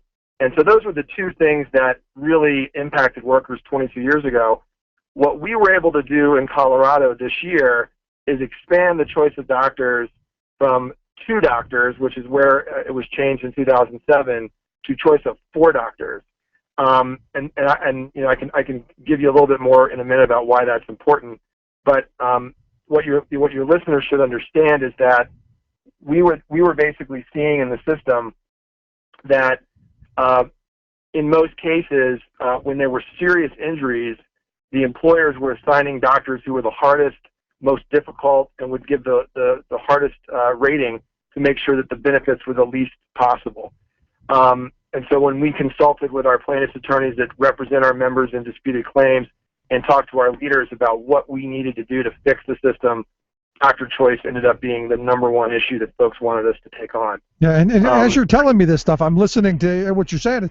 All the things that you guys did 22 years ago is what the Republicans here in Pennsylvania want to do right now here to us in Pennsylvania. Well, that's right. And sometimes, you have to take the long view. It's taken us a long time to get, like I said, kind of crawl out of the ditch and start, winning for workers. But we've been determined. I think that what we've done here in Colorado is really treat our legislative program very much in the same way that our unions treat their collective bargaining process. We lay our issues out on the table. We tell our friends and our opposition what's important to us, and we really try to have a rational discussion about what we would like to see happen and what problems we're trying to solve. It doesn't always work out successfully like in this case, but, in the case of this legislation that we just passed, there really was great dialogue with the business community, with the insurance industry, with the physicians, with the plaintiffs' attorneys. We all really sat down, rolled up our sleeves, and had rational, constructive back and forth. I think we all compromised, which, oftentimes when you do compromise, there's a little disappointment, a little, appetite still left for more reform. But, when you gauge the fact that we've just increased doctor choice 100% in Colorado for injured workers, you have to take that reform seriously and value it for what it is, which is a principled, reasonable compromise. And a good step forward. But is there any point at all at which someone who's injured gets to see a doctor of their own choosing? Unfortunately, no. That's not the way the law reads. But understand that they're given a pool of 4 doctors. If they don't like the doctor they initially see, they'll have 3 other doctors they can choose from. We're going to be engaging with our plaintiffs' attorneys and with our affiliates to make sure that we're putting a good system together to be able to track who the good doctors are in the system. One funny story that I'll share with you, and this just shows you how the employers were gaming the system in Colorado. We had a very large school district in Colorado Springs, Colorado, that came and testified against the bill. They were one of the few groups to actually, really, aggressively oppose the bill. And they told the legislature that there were not enough doctors already, and that finding 2 good doctors that they trusted was difficult. And my question to them in my response testimony was, trusted them to do what? Trust them not to give workers a fair shake in the system. And what was great was that the director of our workers' compensation division under the State Department of Labor, he testified soon thereafter and was able to, just by stating facts, that there were in fact 60 certified occupational health doctors in Colorado Springs that could provide these services under our statute. And, that's the kind of greed and corruption that we see in the system. And when you have a choice of 4, that's going to enable workers to have a much better shot at getting a doctor that is, legitimate and has the worker's best interest at heart, and not somebody who's cooked in line with the employer. And that's the dynamic that we're trying to change. Yeah, and it's a long haul. And the reason that I think it's important that the listeners in our area hear this stuff is because exactly where you're trying to work backward from and fix is where our legislature wants to take us. They want to take us to the no choice. They want to pass laws that say you can't see your own doctor for almost ever. Where you guys can't, and I'm sure you're going to be working to, at some point, give people a choice to go see their own doctors. But all of that stuff they want to do here, and it's really a bad idea in my view. It's a terrible idea, and I would encourage all of your listeners, don't ignore this issue. Fight for it. Work with your local progressive organizations. Work through your union halls. Make sure that you're calling your legislators. We fight all the time. We call, we lobby. We really are aggressive, and that has been a major change for us in the last 10 years. So really, it is important. Fortunately, most workers never have a workplace injury, but if you have ever known a family member or a friend or a coworker who has been hurt on the job, it can be a nightmare, and it can ruin your life financially. Yeah. So, make sure you fight for these things. It's very, very important. Yeah, it's completely life-altering for some. Some people, it's a bump in the road, but I've known people who it's destroyed them, and that's really just sad. You're listening to The Rick Smith Show. We're with Phil Hay, Strategic Campaign and Legislative Director for the Colorado AFL-CIO. Phil, I saw also, along with this workers' compensation piece of step forward, that your legislature has passed a wage theft bill. Here in Pennsylvania, they're trying to pass something called paycheck protection. I'm sure you've heard the ALEC legislation, what I affectionately call paycheck destruction. But because I'm not against the idea of protecting someone's paycheck. Wage theft being one of those ways to stop people from getting their paychecks ripped off. You guys are actually doing something about it. Yeah, and that's a really important win as well that we had this session. I think there's a whole discussion right now about raising the minimum wage, about protecting low-wage workers in the service industry and other industries. You know, and we've done something about it. You know, you're a hotel worker, you're a restaurant worker. You know, you have a pretty decent chance of having your boss or your manager steal your tips, you know, underreport your hourly wages. And, you know, what we have in Colorado, thanks to this bill, is a legal remedy for these workers to, you know, seek restitution in a pretty profound way. And that's, you know, we hope is going to make a difference when these people's rights are trampled. And that didn't exist before this law passed. So it's something that's, you know, we've fought for 4 years. Again, we've taken the long view here. This is not a you know, zero-sum game. It's sometimes you got to be dogged and come back again and again and fight for it. And, you know, 4 years later, we just passed something. So we're pretty excited. You know, I saw a survey that came out recently that said 9 out of every 10 fast food employees at some point in their career experience wage theft. And, you know, you look at in Colorado, what would have happened, what happens today, since this hasn't gone into effect, if someone gets, you know, wages docked, they get hours cut, they get breaks cut from them, and their lunches cut from, you know, not paid for time that they've worked. How do they go through a process of recovering that, if they have a process? Right. Well, you know, under both the national and the state labor departments, there are wage and hour violation procedures. But what this really does, Rick, to be, you know, not to be too legalistic, it adds a civil process on top of that, where there's actually an ability for these workers to hire attorneys and go directly after the employer. They don't have to go through a bureaucratic process, particularly if these things are egregious. And so that's really the main difference in a nutshell.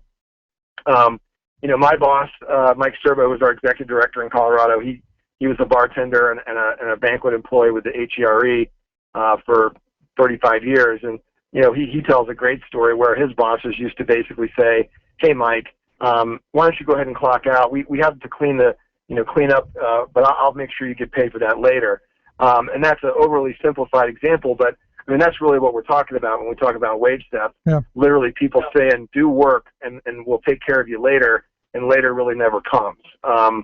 You know, and if you know anyone who's ever been a waiter or a waitress or a busboy or somebody who works for tips, I mean, we literally have, you know, unscrupulous managers and owners putting their hand in the tip jar and stealing from their employees. You know, Mario Batali, the celebrity chef, recently lost a lawsuit at some of his restaurants in New York City and the East Coast, where he was literally stealing money from his employees. So, you know, this happens all over the place in all walks of life, and, you know, we're just glad we can stop it a little bit more here in Colorado. You know, for me, the answer to stopping wage theft is pretty simple in my view. I would argue that the quickest way to stop it is to organize and have a contract and have a union that would fight for you. So you don't have to go and file complaints with the labor department. You don't have to go hire an attorney. You've actually got somebody right there to fight for you. You know, I obviously I agree, and we're probably preaching to the choir, but you know, anything we can do. You know, we raised our minimum wage by a vote of the people in 2006. We now have a state minimum wage that's $8.10 an hour. Certainly not where we need to be. But certainly, you know, inching up with CPI every year, and you know, we feel like we're making some real progress on that as well. Well, I am glad to hear that somewhere things are getting better. If only here in Pennsylvania we could come to some rational, reasonable place. What seems what you guys are doing in Colorado. I appreciate you taking time for us, Phil, and best of luck in moving even farther forward. Thanks, Rick, and best of luck to all your listeners that are out there struggling. We've got to build this movement, and we've got to keep the fight alive. So thank you for all you guys do. Thanks so much. Phil Hayes, a strategic campaign and legislative director over at the Colorado AFL-CIO. Quick break. Right back with your thoughts. 1-888-520-RICK. 1-888-520-7425. This is The Rick Smith Show. For working people. Come to talk.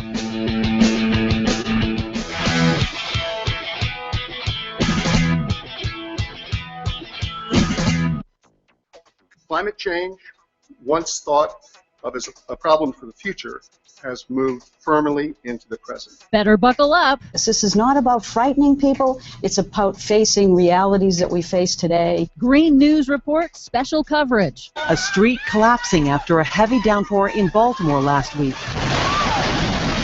is one example of extreme weather events that may be more common in the future. Landmark U.S. report from 13 federal agencies says climate change is here and now and is a clear and present danger. All of those clear and present dangers straight ahead. From BradBlog.com, I'm Brad Friedman. And I'm Desi Doyen. Stand by for 6 minutes of independent green news, politics, analysis, and snarky comment. President Obama is going to do interviews with meteorologists all across the country about a new climate change report. Hey, that's great. Even Fox News covered the new National Climate Assessment. I hope they ask him about Benghazi. Yeah, there like the weatherman from Montana should ask him about Benghazi. That'd be great. That would be totally great. Ask him about Benghazi.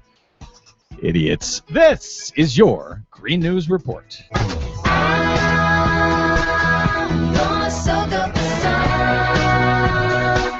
Okay, Desi Doyen, idiots, clowns, and deniers on Fox News aside, I have been whining for the last several weeks, last several months out here in California, where we are in the middle of the worst drought on record, that it has been so hot this winter, and over the past week, in the 90s, pushing 100 degrees in April. Well, it's not just out here in California by a long shot. Oklahoma and Kansas this week hit 100 degrees, their earliest moment on record hitting those high temperatures. And now the White House has a report that speaks exactly about these problems facing this country right now when it comes to global warming. Yep, that is the upshot of the report. Climate change is here, and it's happening now. That's what scientists from the Landmark U.S. Climate Assessment Report say. It's a congressionally mandated assessment of the impacts of climate change here and in the future. It's led by the National Academies of Sciences, 13 federal agencies, and the Department of Defense. And it shows unequivocally that climate change is impacting every corner of the U.S. right now. Dr. Jerry Melillo, co-chair of the report. It is affecting us in our pocketbooks and on our land in every region of the United States. It is changing the lives of farmers, mayors, engineers, town planners, truckers, and foresters. The report breaks down these impacts by region and by economic sector to help public officials, planners, businesses, and individuals prepare. It says we're already seeing stronger deluges, more record floods, a longer wildfire season, deeper droughts, and heat waves are longer and more intense, just like Texas in 2011, Oklahoma over the weekend, and here in California, spiking our food prices. And just as I've been whining about for months. And it paints a grim picture of what's to come, warning that these impacts will accelerate unless we act swiftly on cutting emissions of greenhouse gases, predicting temperatures potentially could soar by as much as 10 degrees by 2100, melting Alaska and raising sea levels by 2 to 4 feet, threatening $1 trillion worth of U.S. coastal real estate and infrastructure. And yet, I was listening to Rush Limbaugh today, and he says not only is none of this happening, there is absolutely no science to support it, that everything you're talking about, Desi Doyen, is based on computer model predictions for far, far out in the future. It's based on nothing that's actually happening today. And, of course, he's absolutely, completely, 100% wrong. How dare you? The report also details actions that we can take right now to reduce emissions, but the political climate for action is a problem. You think? The climate change denial industry and Republicans are already forcefully dismissing the new scientific assessment, but White House senior advisor John Podesta says they'll fail. They'll find various ways, particularly in the House, to try to stop us from using the authority we have under the Clean Air Act. All I would say is that those have 0% chance of working. So if Congress wants to try to stop the president from taking action here, Podesta is saying he's going to use his executive authority to take action anyway. Yes, and President Obama already has done so, and he is also going to issue landmark new rules for the nation's dirtiest power plants coming up in June. And EPA Administrator Gina McCarthy tells MSNBC there is good news. The bright spot here is that we know that states and local communities across the U.S. have been taking action to reduce carbon pollution. So we can do this. That's what the president knows is our moral obligation to do. And the clean tech sector is booming and already all over this. They're using the new report to focus on innovation and which tech sectors are positioned for rapid growth by addressing climate change. But again, Rush Limbaugh says it's not happening. There is absolutely no science for any of this, and these aren't the droids you're looking for. These aren't the droids we're looking for. Move along. Move along. For much more on today's landmark report and all of the other stories we couldn't get to today, thanks White House, please check out our website, greennews.bradblog.com. Don't forget you can download our reports anytime via Stitcher, TuneIn, or iTunes. You can and should find us and follow us on the Facebook and the Twitters at Green News Report. From bradblog.com, I'm Brad Friedman. And I'm Desi Doyen. And this has been your Green News Report.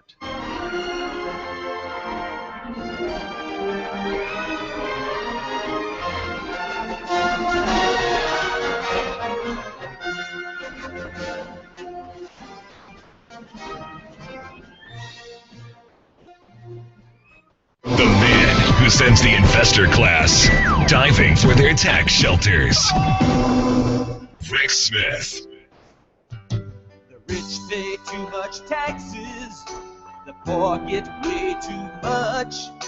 Instead of schools, build prisons and lock the children up. We won't believe those lies again, because God is a Republican. Yeah, and he hates workers. You hear that often, man. Yeah, I got to tell you, I've actually, the more I see the right-wing religious community, the more they come out, the more they talk, and the more they let the inside stuff out, the more I hope people are paying attention. And I had a relative sent me an email request from one of her friends who was basically shilling for money for some of these religious T-shirts. And it's interesting that every time you turn around, this particular woman who is trying to make a living off of the God, the stuff, everything's Jesus T-shirts, Jesus this and that, and it really sickens me that it has turned into God Incorporated.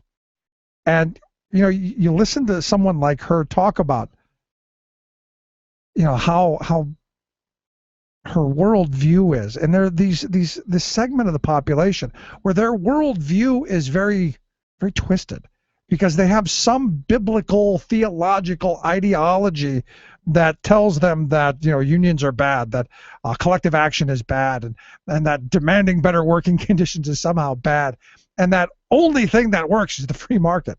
And I don't know how that got into the religious argument. I really don't, but this is the ideology of this woman. And she's struggling. She's one of these people who's trying to figure out how you become the Joel Osteens, how you become the Pat Robertsons, or the people who are making big bucks off of pimping religion. And it's scary stuff. Instead of, look, I have my religious views like anybody else, but instead of the idea that we raise everyone up, we treat people by at least the golden rule, if the golden rule, or at least the silver rule, which is don't do to somebody else what you'd want them to do to you. Maybe you're not treating them the best you can, but at least don't do to them what you wouldn't want them to do to you first. And the wage theft thing to me is one of those huge moments. And we hear an awful lot of messaging. We hear an awful lot of paycheck protection. How many times have you heard that here in Pennsylvania? And that's what the Coke Crazy rally on June 4th is about. It's about this paycheck deception bill, or that they call paycheck protection. Yet it does nothing to protect anyone's paycheck. Wage theft is still there. People being cheated out of hours, people being cheated out of benefits. The cheating game is still there. The only quote-unquote protection is to destroy workers' ability to fund their organization, the one that fights for them. And I just find it really very disingenuous. And I got to wonder how much the Coke Crazies are paying Michelle Malkin to come to Harrisburg. I know that they paid when they brought Joe the unlicensed plumber around. He kind of gave me a wry eye and a smirk when I asked how much he was making with the a lot put to it, and it would have to be a lot for me to be put in the situation he's in. Sadly, he's not working at the Chrysler plant in Toledo, Ohio. I guess they have left him by the side of the road. But the Michelle Malkins of the world, they're the headline tickets. So it's going to be interesting to see, and I'm actually looking forward to it. I've seen a lot of crazy people up close. Met Ann Coulter once. Asked her if the room got really cold when she walked in, because it did. It was one of those really weird moments. But it'll be interesting to see where this takes us. Anyway, going to take a quick break. Right back with hour 3. Stick around. You're listening to The Rick Smith Show. We're working people. Come to talk.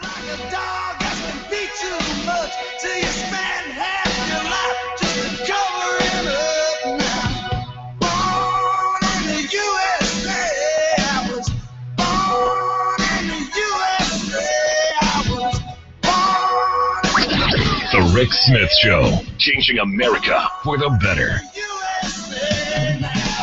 It's the Rick Smith Show on Country Gold Radio, WIOO Carlisle and WEEO Shippensburg.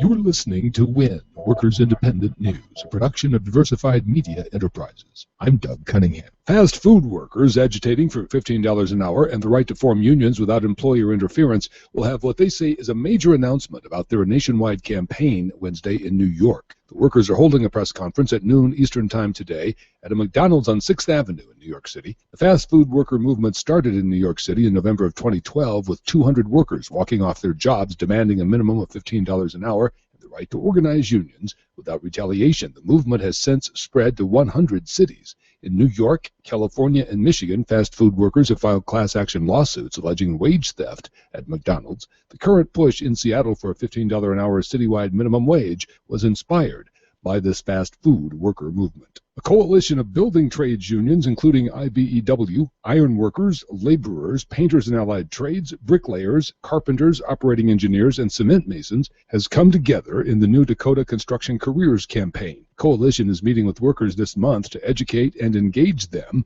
about the positive career climate in South Dakota. The unions are looking for workers eager to learn a trade and start a new career. South Dakota has a low unemployment rate, and there's a strong demand for skilled construction labor.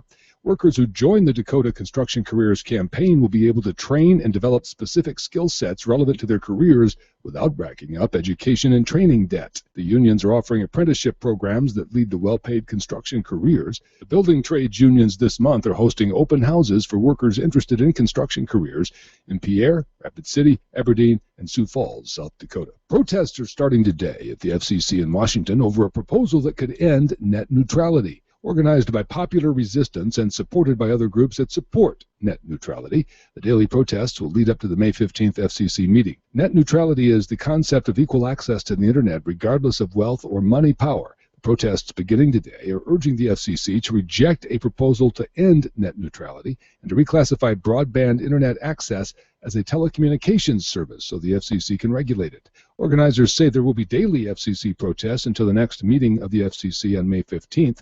More than 1 million comments supporting net neutrality and thousands of phone calls supporting equal Internet access have poured in to the FCC. Workers' comp reform in Colorado that expands doctor choice for workers is headed for the governor's desk to be signed into law. The Colorado AFL-CIO says this bipartisan bill is the fruit of an historic collaboration between labor and business stakeholders. The bill expands the available pool of doctors assigned by employers' insurers when a worker sustains a workplace injury. The AFL-CIO says it's proud of the agreement reached and that labor and business was able to work together on it. You've been listening to WIN, Workers Independent News. For more information, visit laborradio.org.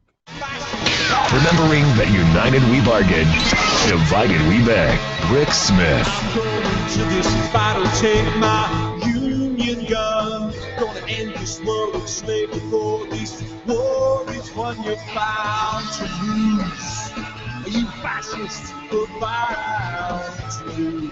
1-888-520-RICK, 1-888-520-7425. Check out the website, thericksmithshow.com. Email rick@thericksmithshow.com. Got an email during the break asking me what my thoughts were on the Colorado workers' comp bill. It says, Rick, I know you've spoken quite often about workers' comp here in Pennsylvania. Didn't sound like it was all that great of an improvement. Just curious what your thoughts, Jim. Well, Jim, the reality is any step forward in this political environment is huge. The fact that they were able to expand it, even if it was only from 2 to 4, that's a huge step forward in this political environment. It is an organizing win, in my view, to step forward. My problem is what's happened for so long.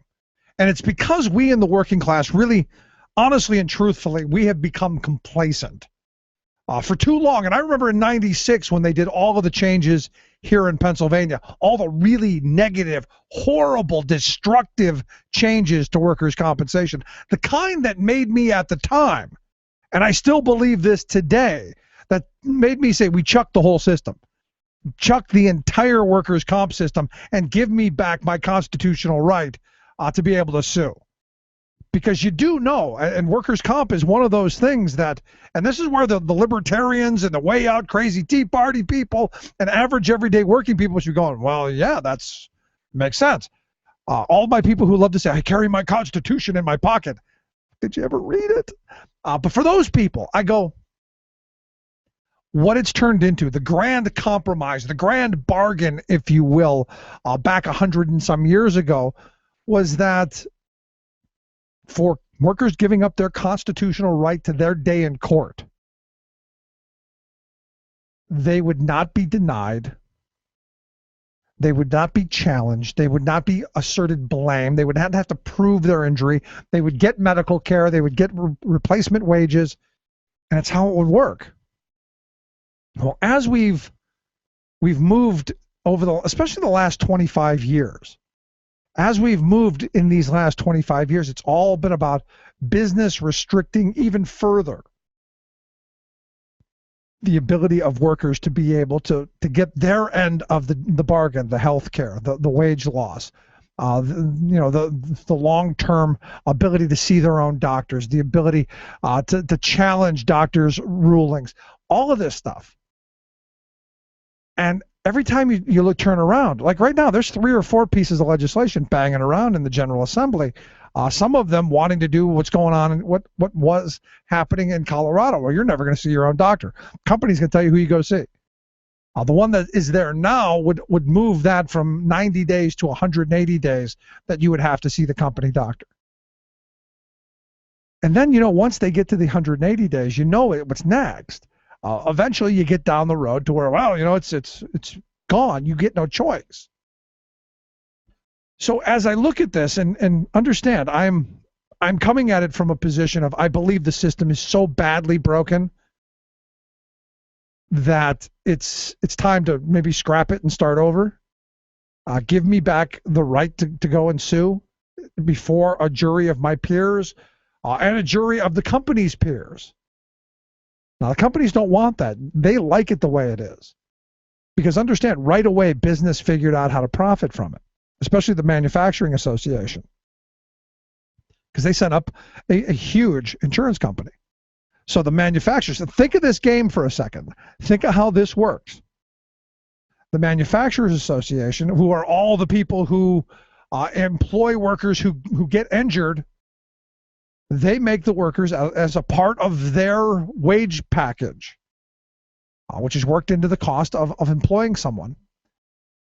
They make those wages go to paying an insurance premium based on the workers' comp rate.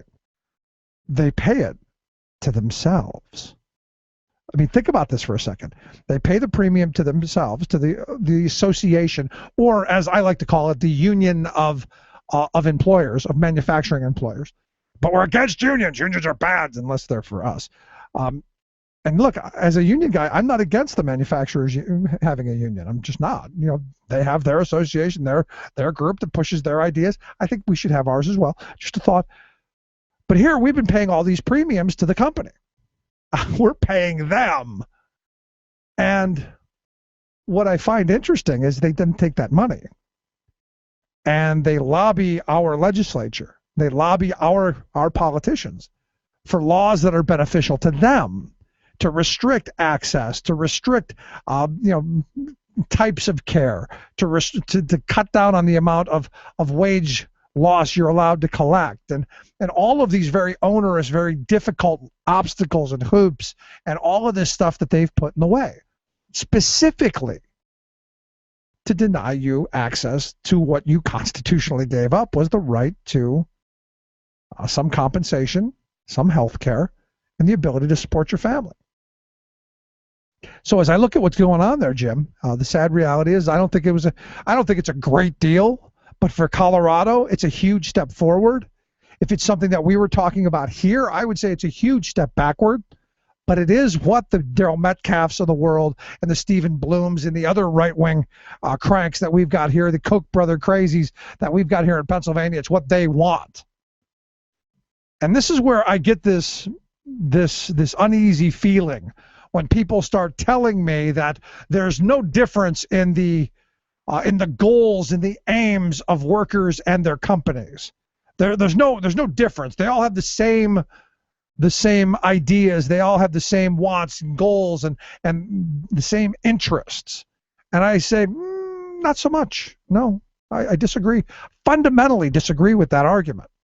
The company has their agenda. Their agenda is make as much profit as possible.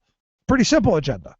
And if that means cheating you out of wages, which some do, if it means misclassifying you so they don't have to pay unemployment or workers' comp or taxes or Social Security or Medicare or any of that stuff, they're going to do that.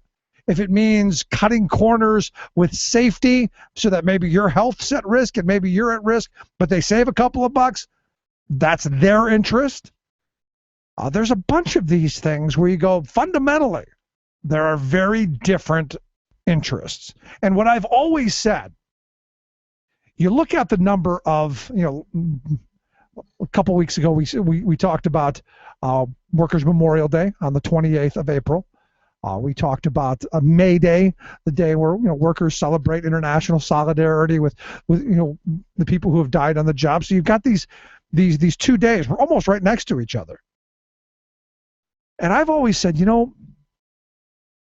we need employers to have to pay for what they do. Maybe that's the only thing they understand, radical self-interest. And by giving people their constitutional rights to sue, maybe the radical self-interest is there. Because if you remember, we talked about the report that came out from the COSH people, the occupational safety and health people, who said that every single year, 5,000 people die on the job. And every year, some 50 to 60,000 people every year, each and every year. More people than died in Vietnam every year die because of occupational illnesses, what they've been exposed to, the chemicals, the injuries, the things that they've been exposed to while working that they can't go and really collect on. Good luck. And I've often said, if those 50 to 60,000 families were able to go back and say, you know what? You did this. What do you think would happen? Do you think employers would start to clean up their act a little bit? Do you think they would take safety a little bit more seriously? I'm just asking, because as I look at this stuff, it defies logic in my view. It defies common sense that you continue to see bad actors. You continue to see things like West Texas, where they took ammonium nitrate and stored it in wooden boxes in a wooden building with no sprinkler system. I mean, that defies logic and common sense. I'm not a genius, but I know you don't do that in the Texas heat. And I guess the thing that's surprising to me is that it didn't happen in the past. And you've got to wonder, since we don't get access, you see big giant fences all around everything, so you don't get to inspect stuff. I wonder how many fires have broken out there before where it was almost something that happened. Something almost triggered that explosion to happen in the past. But you know what? Oh, just dodge that bullet. Kind of makes me wonder. Doesn't it make you wonder? And this is why I'm a huge proponent of the idea of making sure that we have strong regulatory enforcement where you have people who go and they inspect stuff. They look at stuff. They say, hey, this doesn't look right. Fix it. Maybe, and the penalties, the fines are pathetic. Come on. Really? I mean, I saw the one place had like 1,000 citations, and it was like a $3,000 bill. And somehow that's too onerous. By saying, hey, you know what? You need to fix this stuff. And I guess for me, and this is where I guess I'll leave this. For me, where it really should be happening is not because we should have regulatory bodies who are, blasting into places. What we really should have, honestly and truthfully, we should have an informed, empowered, active working force. We should have workers who are informed, active, and engaged. We should have people who are empowered to say, you know what, hey, I'm looking at this wooden box full of ammonium nitrate, and I just read in the news that the Oklahoma City, the Murrah building in Oklahoma City exploded with a much smaller portion than this. It's in a wooden box in a wooden building with no sprinklers in the Texas heat. Does this seem like a good idea to anyone? And you go, hey, no, it's not a good idea. Let's fix that. Think about this, though. Had there been a sprinkler system in that building, those people wouldn't have died. Those 14 firefighters and emergency responders and the people who were there would not have died. And I'm still trying to get people from the firefighters to come and talk to us about the kind of exposures that they don't know they're walking into. The kind of disasters and the kind of nightmares like what went on in West Texas that they're exposed to every time they go out to a call.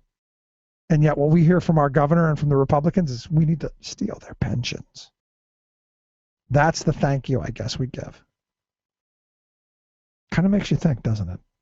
Kind of makes you step back and go, are we on the right page? Quick break. Right back. Stick around.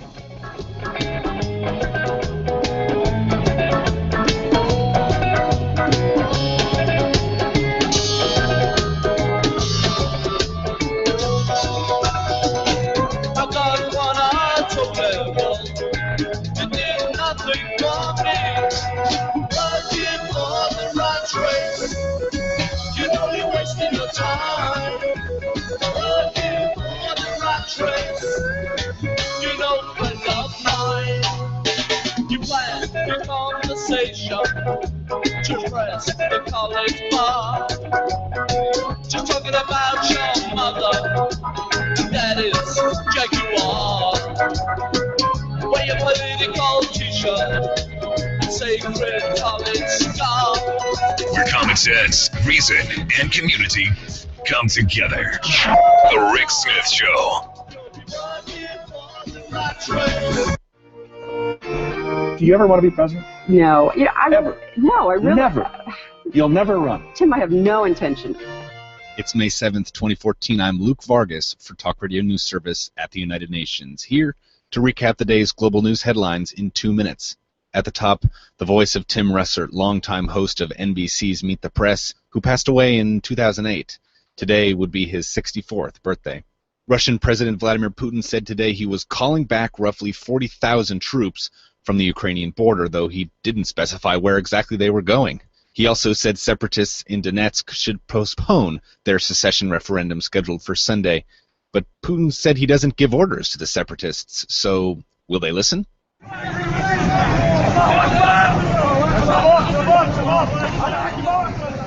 The sound of retreat as rebel fighters in the besieged Syrian city of Homs began to evacuate today, handing the Assad government a major victory in a city formerly known as the heart of the Syrian opposition. About 1,200 fighters and 800 civilians were estimated to be holding out in Homs until today's agreement went into effect. The soldiers who left the city today were each allowed to carry a weapon and one rocket-propelled grenade launcher per vehicle. So even if Homs is due to quiet down, the Syrian insurgency is likely to continue elsewhere.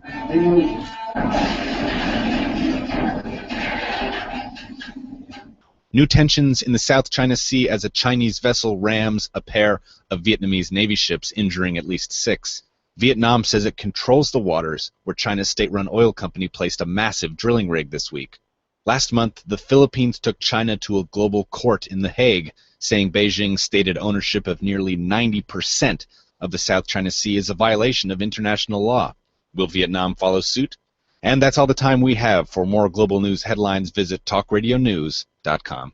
Hey there, fellow working class heroes. I have some great news. You can now get the Rick Smith Show podcast on your iPhone, Android, BlackBerry, or Palm on demand and on the go. Get your class war to go by downloading the Stitcher app on your smartphone by going to Stitcher.com and search for The Rick Smith Show, or go to our website at thericksmithshow.com and click on our Stitcher button. Together we can, and we will, rebuild a prosperous working class and leave opportunity for our children. Chances are, when you took a shower this morning, an AFSCME member made sure that water was clean. When you drove to work, an AFSCME member maintained the road. When you rode an elevator, an AFSCME member inspected it. I'm David Philman, Executive Director of AFSCME Council 13, the American Federation of State, County, and Municipal Employees. AFSCME members enforce regulations, keep prisoners behind bars, take care of patients, protect the environment, and more. The work isn't glamorous, the salaries aren't high, but AFSCME members serve the public in every aspect of our daily lives. Chances are, you'll never see that AFSCME member working in a sewage plant, diving underwater to repair a bridge, or answering a 911 call. But aren't you glad they do? For more information, visit AFSCME13.org. We are AFSCME.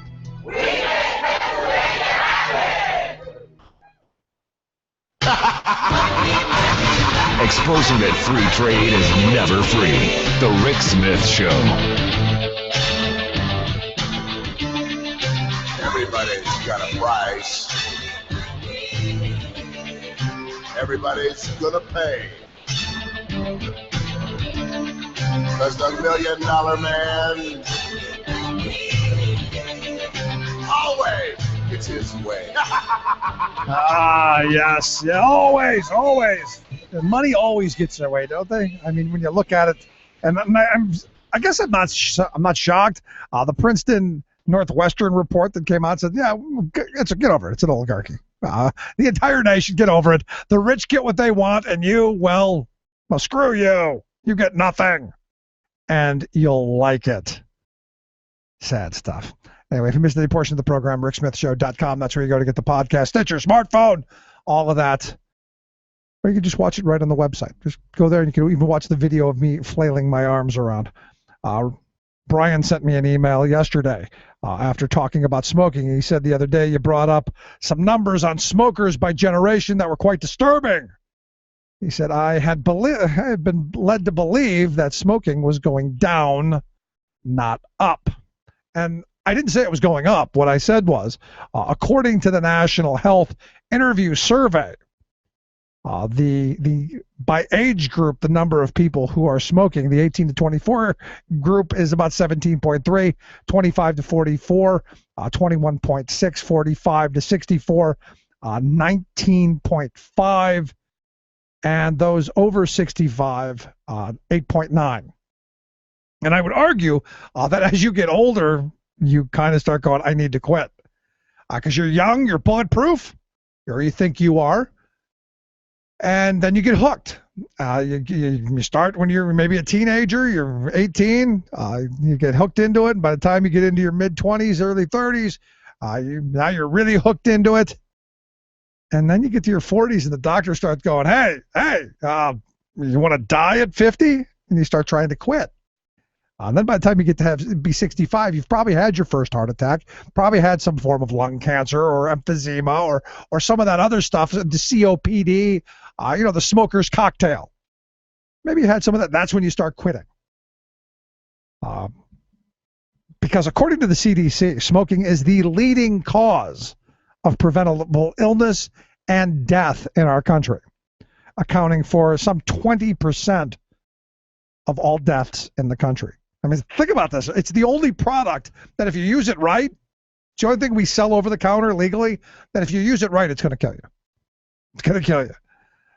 Medical costs, what you and I pay, the non-smoking world, we pay somewhere in the neighborhood of $73 billion each and every year in costs for people who smoke. But it's their right, Rick. They have the right. And you know what? There's part of me that says you're right. You have the right to kill yourself. I shouldn't have to pay for it, though. And, we could get into all of these arguments. you know, smokers should be the ones who are going, we want national health care because we don't want to have to pay for it. Smoking also causes more than 80% of all lung cancer deaths and coronary heart disease. 80%. I mean, think about that. That's more than obesity. And I remember all of my growing up years. You saw the tobacco industry with their hugely profitable and well-paid lobby staff and their PR firms and their spin machines and all their ads and all the stuff to get people hooked and stay hooked, and to play down the fact that 20% of the people who die every year because of smoking, 80% of lung cancers and coronary smoking. It's just kind of wow. And the people who are pimping this idea that, and I remember them really, really vividly, that, you know, in moderation, and we've heard this, in moderation, smoking isn't bad for you. A cigarette, 2, 5, 10, 7 a day. It's not bad for you. It's when you overdo it. Although we now know, you smoke, it's going to affect your health. What's interesting to me, though, is it's the exact same people. If you remember 20 years ago, if you remember 30 years ago, the people were saying smoking isn't harmful. Smoking doesn't kill you. If you remember the famous commercials of Ronald Reagan in the doctor's coat, with the carton of, I think it was Pall Malls, you know, the non-filtered kind, the real cigarette, you know, the kind your grandmother smoked, or the kind my grandmother smoked, who is now suffering from COPD and congestive heart failure, and the smoker's cocktail. They were told by Ronald Reagan, the trusted Ronald Reagan, the sainted one, that it was good for you, not a cough in the carton. It's good for lung things. Smoke clear you out. It's good for you. And advertisement was okay with that. Okay, yeah, no problem. Then they went and finally realized, people did the research and found people were dying and smoking through trachs and all the whole 9 yards. So the tobacco industry spent tons of money pushing back. And oddly enough, it's the exact same people who are now telling us that climate change doesn't exist. And I look at this report over at the Republic Report by our friend Li Fong, who we've had on the program a number of times. And he points out that they evidently dug up an op-ed written by the guy who's the head of this group, the Heartland Institute. And anybody who's heard of the Heartland Institute, you know they're already been discredited in their attacks on climate change. All of their shilling was actually exposed because somebody left, I guess, a thumb drive laying around with their entire climate change denial plan, which was just really, really beautiful. But it's the same people who are telling us the same thing, only it's a different product. It's a different cash cow for them. The oil industry now, or the fossil fuel industry now, wants us to believe that, you know, climate change isn't real. All that stuff, it's just a bunch of made-up nonsense. It's happening on its own. It's doing it because it wants to. It likes to get warmer. And it likes to have these really violent storms. And it likes to have drastic changes. You know, like hasn't happened in any of our lifetimes.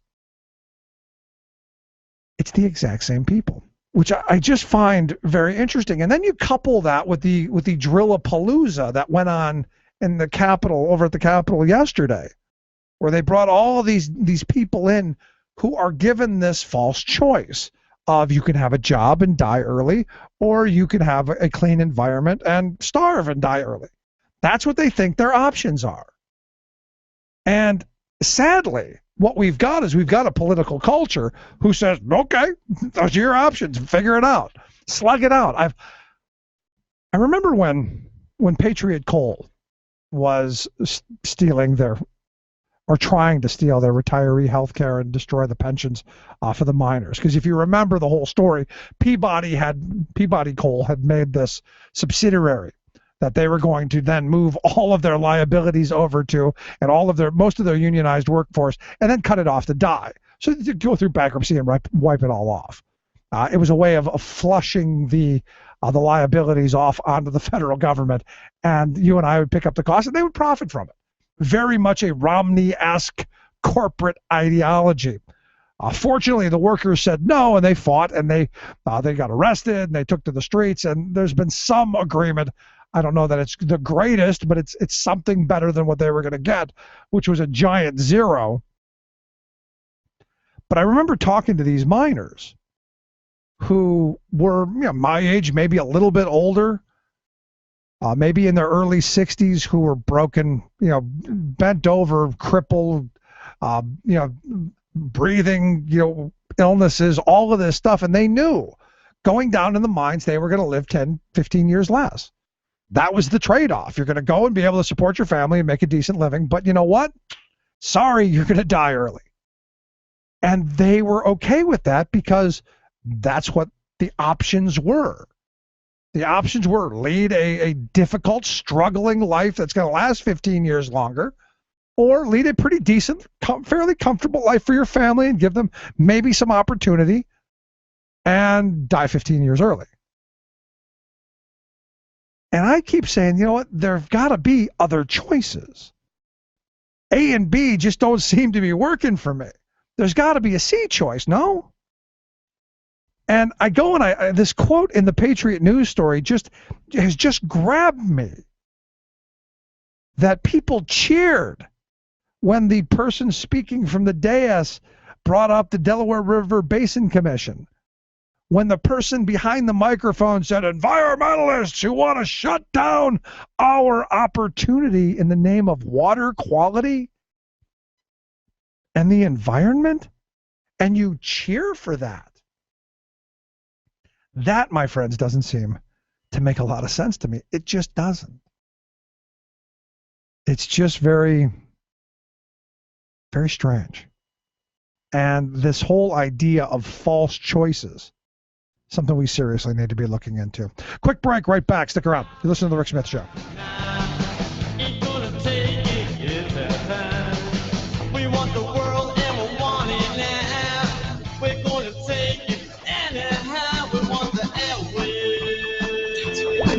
Not right wing, just right.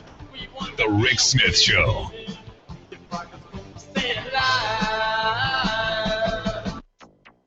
Climate change, once thought of as a problem for the future, has moved firmly in.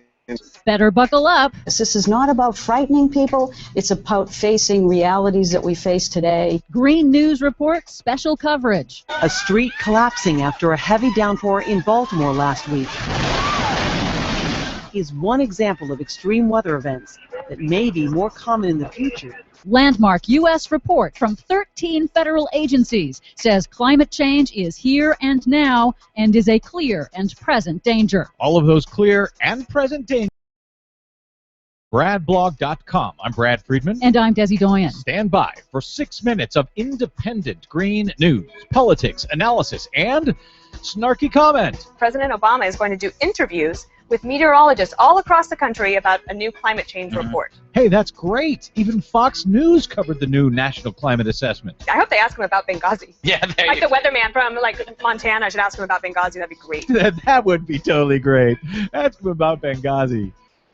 Idiots. This is your Green News Report.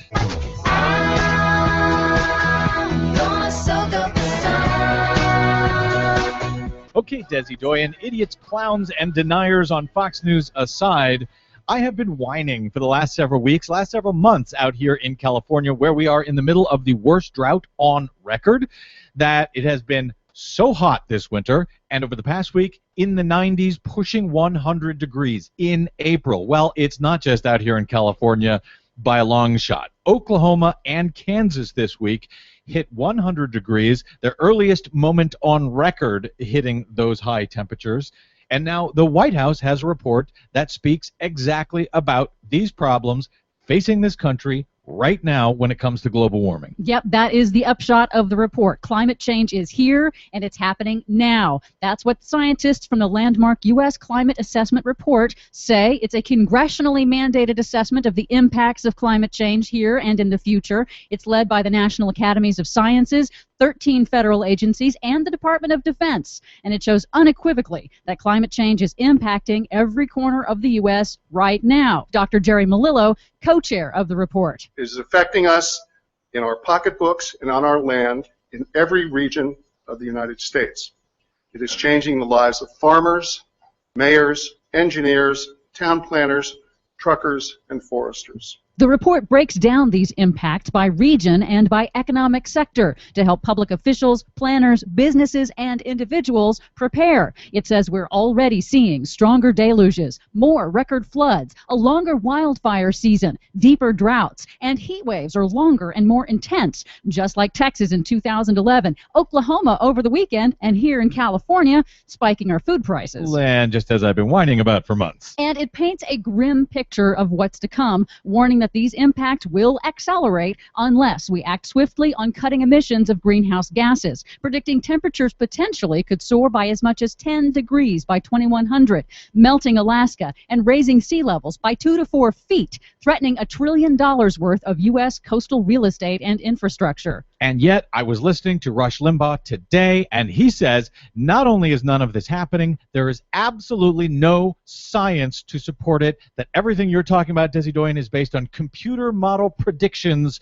for far, far out in the future. It's based on nothing that's actually happening today. And, of course, he's absolutely, completely, 100% wrong. How dare you? The report also details actions that we can take right now to reduce emissions, but the political climate for action is a problem. You think? The climate change denial industry and Republicans are already forcefully dismissing the new scientific assessment, but White House senior advisor John Podesta says they'll fail. They'll find various ways, particularly in the House, to try to stop us from using the authority we have under the Clean Air Act. All I would say is that those have 0% chance of working. So if Congress wants to try to stop the president from taking action here, Podesta is saying he's going to use his executive authority to take action anyway. Yes, and President Obama already has done so, and he is also going to issue landmark new rules for the nation's dirtiest power plants coming up in June. And EPA Administrator Gina McCarthy tells MSNBC there is good news. The bright spot here is that we know that states and local communities across the U.S. have been taking action to reduce carbon pollution.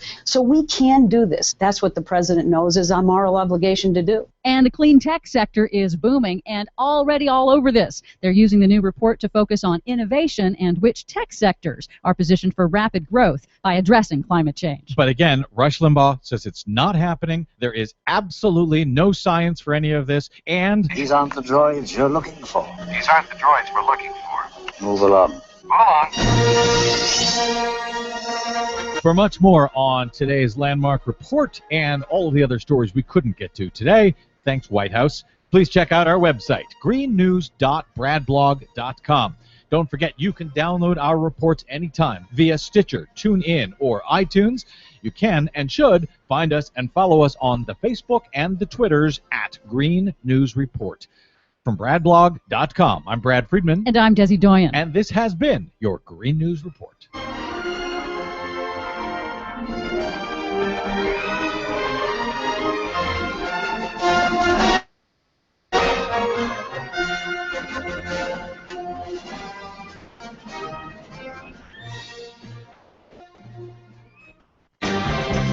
The most important issues of the day. This is the Rick Smith Show. Welcome back to the Rick Smith Show. Check out the website, thericksmithshow.com. Questions, comments, something on your mind, you can email me, Rick, at thericksmithshow.com. Another one of these Republicans speaking out, and there's an argument here. Georgia Republican, he's a candidate for the 1st Congressional District down there. This guy's name is Bob Johnson. He said that, basically he would rather see there be another attack, another terrorist attack, another 9/11, another Oklahoma City, another terrorist attack, than to have to go through the TSA lines and the jackbooted thugs who are accosting him. And there is that very libertarian view, the Patrick Henry live free or die. The question is are you really willing to die? That's the other question. Very interesting to me that that seems to be one of the views over there. Anyway, let's find out what's going on around the world. I've got Luke Vargas, Talk Radio News Service. Luke, thanks for taking time for us. Sure thing. Good evening. I never get to hear, or very rarely get to hear, the intro music for my news before I come on. So I'm really hopped up right now, which is good because my first story is about another very hopped up individual who's Mr. Vladimir Putin. There you go. Who today said, look at that transition. Yeah. Vladimir Putin announced today in a press conference that the 40-odd thousand Russian troops who are stationed near the Ukrainian border are going to be withdrawing. Actually, that they already had withdrawn. And what he meant by this is sort of unclear. He said they're no longer going to be at their sort of advanced positions ready to hop over the fence or whatever kind of border there is there, and that they've gone back to what he said are places of regular exercise, essentially like Russian military bases. But I remember seeing the NATO satellite imagery, the American satellite imagery of where these soldiers were. And yeah, a few of them were in fields and stuff near the border, but a lot of them were already at bases. It just happens that Russia has bases right close to the Ukrainian border. All along the border. Right. To say they're pulling back may mean, instead of being 100 miles from Donetsk, they're now 125 miles from Donetsk, but they're in their bases. They're in their regular beds and with all their tanks. So to say this is really a de-escalation of the sort of military threat on the doorstep of Ukraine, I think would be misrepresenting the actual reality here. So I wouldn't interpret this with too much excitement. The other thing he said in his speech, which is also noteworthy, is that he called on the Russian separatists in the city of Donetsk, who are planning to hold a secession referendum on Sunday. He urged them to postpone that, saying it's just causing tensions. But what's kind of funny here is that the Kremlin, for the longest time, has said it does not give orders to these men, that they are just spontaneous demonstrators acting of their own free will. They are Ukrainian citizens. So it begs the question, does he even hope that this call to postpone the referendum is answered? If it's not, it would certainly help to prove his own point that he's not in charge of them. So again, I'm reading a lot of what Vladimir Putin said with a healthy dose of skepticism that maybe some people have chosen not to. Yeah, about as spontaneous as a Koch brother function. About as spontaneous as the big concert event that they had here in the Capitol or in Pennsylvania for the Drillapalooza, as they brought in all their people, jumbotrons, and yeah, about that spontaneous. Let me ask you this though: the big speech. Sure. Was he wearing his shirt? Because I know that the American media, especially on the far right, seem to talk a lot about how masculine he looks and how they admire how he looks without a shirt on. Well, he was in a shirt, but immediately after coming down from the podium, he ripped it off and rescued a dolphin in the shallow waters of a very cold Russian beach. So he's a very versatile leader. I'll also add that. He seemed to condition a lot of this. He gave this sort of order to withdraw, the order to suspend the controversial vote, and then said, I also expect the Ukrainian government to stop their anti-terrorism or anti-separatist military action. So again, they're probably not going to follow his policy recommendations. They have a lot of reasons why they should not trust him. So I wonder if he's conditioning all of this on them, and when they don't suspend these operations, if he'll put the military right back where they were and ask for this referendum to go forward. I'm very cynical about the news coming from Vladimir Putin today. Yeah, I mean, when they said he was stepping back and they were pulling back, I go, what, one step or a half a step? I don't buy what, you're going to send them to the other side of the continent? No, just a step back, as you pointed out. And I got to be honest, I believe nothing that comes out of his mouth. Yeah, well, you'd probably be, on the winning side of the bet there if you kept up that position. I'm going to transition around the world again here to kind of a faraway place, which is the South China Sea. Now, this is an area that has, long appeared in my news wraps and probably on your sort of consciousness, which is that this is the area sort of southeast of mainland China, and a lot of different countries around there, including the Philippines and Vietnam, Taiwan, Malaysia, Brunei. You can name a whole bunch of them. say that according to international law, they control various parts of the ocean of the South China Sea as well as the sea floor. And the more, time that goes by, we're finding out that this is really valuable ocean, that there's not only a good amount of oil down there, but a lot of sort of promising experimental fuel technologies and energy sources have been tied to this area. People saying you can use, I forget, some sort of strange nitrogen bubble, that nitrogen gas that's down there is sort of a potential, green energy source. So there are a lot of reasons why it's important. It's also the way that China can get to the Pacific without having to navigate through a whole bunch of different countries. And what happened earlier today is that a Chinese ship deliberately crashed into two Vietnamese Coast Guard vessels that were a good deal smaller than it, and fired water cannons at them, used sort of an aerial presence of helicopters to try and scare away these Vietnamese boats. And the reason that the Vietnamese were there in the first place is that China hauled this massive oil rig into these waters, which Vietnam says are their waters. And so basically, they're unilaterally saying, this is our water, we're going to drill for oil here, and if you want to get close to us and try to show off that this is your land, we are going to use these intimidation techniques against you. So a heightening of tensions there in the South China Sea, where we've long expected the outbreak of hostilities between China and many of its neighbors. Yeah, and as it seeks empire, even larger empire, and when I hear that, I wonder how long is it going to be before we're ramming smaller vessels with our military so that ExxonMobil and the rest of them can drill.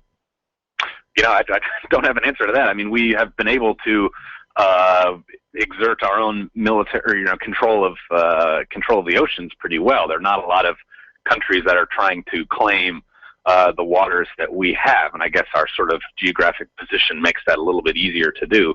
But it is amazing. The Philippines actually are taking China to court, to an international court in The Hague, over Beijing's map of the South China Sea. It's called something like the 9 Points Map, and it has these dashes around the South China Sea, which claim 90% of its waters as Chinese, despite the fact that it really exceeds the I think it's 200 nautical mile sort of internationally recognized control of the oceans that most of the rest of the world operates by. So we'll see if Vietnam wants to pursue similar legal actions against China. This is just sort of an unprecedented trial that the Philippines are trying to use here. So who knows what recourses exist for a country like Vietnam under threat? But as far as we know, military power seems to speak pretty loudly in the world, and China has no qualms about using it in this region of the world against so many of its sort of smaller neighbors. Yeah, and it'll see what the trade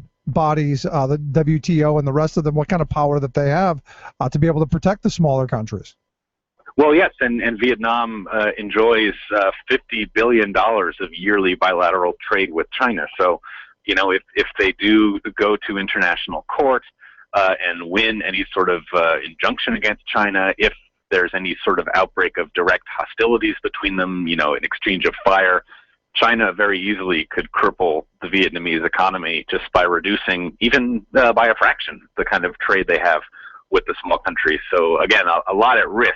Now, isn't that the argument? Confront them too strongly. Isn't that the argument that that I've heard some make in pushing for the Trans-Pacific Partnership Free Trade Agreement? This horrible, monstrous beast that will, in my view, destroy working conditions and living standards in our country even further. But there is an argument that says that maybe if we get those countries, Brunei and Vietnam and those Pacific Rim countries, off of being dependent of China and be dependent on us, that it will be a counterbalance to the Chinese power. Yeah, I've heard that. I'm not buying it, but I've heard it. Right. Yes, it is certainly a theory being floated out there. President Obama was obviously in this region last week. He was in the Philippines. A lot of people have said he's been giving support to these countries, saying we agree with you in these territorial disputes. The U.S. has strongly condemned, in this particular case, China moving this oil rig into these waters. They know it's just going to, flare up tensions, and it really becomes a question. Some of these countries, even with the risk of losing all of this economic support, they may not all be so, ready to just bend over and avoid direct military confrontation. And if indeed we have an ally who, like any of these countries, that wants to fight, it really begs the question of how the U.S. would deal with that. I, again, am not going to presume that our very explicit agreements to protect the territorial integrity of these countries will actually involve the U.S. using any sort of force against China. So again, the exact nature of these relationships has yet to be fully tested in a way that would really potentially see the U.S. Come into conflict with China. So you don't foresee, as the good socialist president Dwight David Eisenhower did when he sent the Pacific Fleet to basically surround Singapore, you don't see, or was it Taiwan? I mean, you don't see that happening. No, I mean, there's so long Taiwan has been the country that is talked about as the potential test sometime down the road for the U.S. to see if it would be willing to defend an ally against China. And we certainly are development partners for Vietnam and a lot of other countries, but and we may help use the court of public opinion to help their legal cases if they ever decide to challenge China. But I think beyond that, U.S. influence is going to drop off pretty precipitously. Let me ask you this other thing. I want to go back to Russia for a second because I just saw a report just before we talked that the Russian defense minister said that they were planning on deploying more forces into Crimea. They were going to be beefing up their Black Sea defense with new warships, subs, more SAMs, more surface-to-air missiles and all that stuff, and of course more troops. How is that going to, because as you said, they were pulling back on one front, but ramping up in what it looks like, according to this report from the defense minister, in a big way in Crimea. Well, I think the danger there is to a different part of Ukraine than has been talked about over the last few weeks. We've been focusing so much on the east, concentrating on the city of Donetsk, the other city of Sloviansk, which is not that huge, but has been an area where a lot of clashes have occurred between the Ukrainians and the Russians. But last Friday, there were protests in the sort of southwestern coastal city of Odessa, also on the Black Sea. This is an entirely new part of Ukraine that was experiencing this Russian separatist activity, and it's very close to the Transnistria region of Moldova, which wants to be part of Russia. Russia has, long hinted at the fact that it would try to, if possible, unite it with the rest of Russia. But currently, what stands between that area of Moldova and Crimean Russia, as I guess we have to call it now, is still a little part of coastal Ukraine, which, as of now is officially part of Ukraine. But I think there are people who are certainly worrying about the fact that a military buildup in Crimea could indicate Russia has designs on a new part of Ukraine that has not fully been driven into conflict yet. So I think that's the concern about this buildup in Crimea that you were seeing. Yeah, I had a friend of mine who said that we shouldn't worry about it because us being involved there with Russia and Crimea is like Russia being involved with us, and if we were to have a military dispute with Puerto Rico. And I don't really know that actually applies. That's an interesting one. I do think the public policy polling on American foreign policy now is yet to really find an equilibrium. Not that public policy polling or public opinion really ever strikes a harmonious chord with good policy, but it is interesting that so many Americans want to see a reduced American role in the world. They don't want to support the kind of interventionism that seemed to characterize the last decade, but yet they're very critical of Obama's foreign policy at the moment, which is sort of a reflection of that disentangling from world events. So again, I would not blame the president if he were a little bit confused about which direction he should be heading on this. But again, if you look at action in Washington, there is not a plan to get too much more involved in Ukraine, at least in the next few weeks. We're waiting for this May 25th presidential election, and then after that, perhaps there will be a reevaluation of American intentions. But for now, I think we're going to sit back and watch what happens. Yeah, so Russia, China, where else on the globe you taking me? Well, I'll say very briefly that in Nigeria today. Obviously, we are 3 weeks into this horrendous story of the kidnapping of close to 300 school children by the terrorist group Boko Haram. We learned today that the Nigerian government, is trying to write a new definition of too little, too late, is going to offer $300,000 for any information that could lead to finding these girls. The U.S. said yesterday it will also be sending down a team of people who are experienced in intelligence, who have done hostage negotiations before. There are some sort of armed personnel who will be coming from the U.S. Perhaps they could be involved in some sort of search and rescue effort in the coming weeks. So we'll be watching this one closely. The U.S. has a lot of assets, actually, in Africa that has been building up in recent years, including a new drone base in the West African country of Niger, which is a neighbor to Nigeria. So perhaps some eyes in the sky will be called upon to help with this locating mission.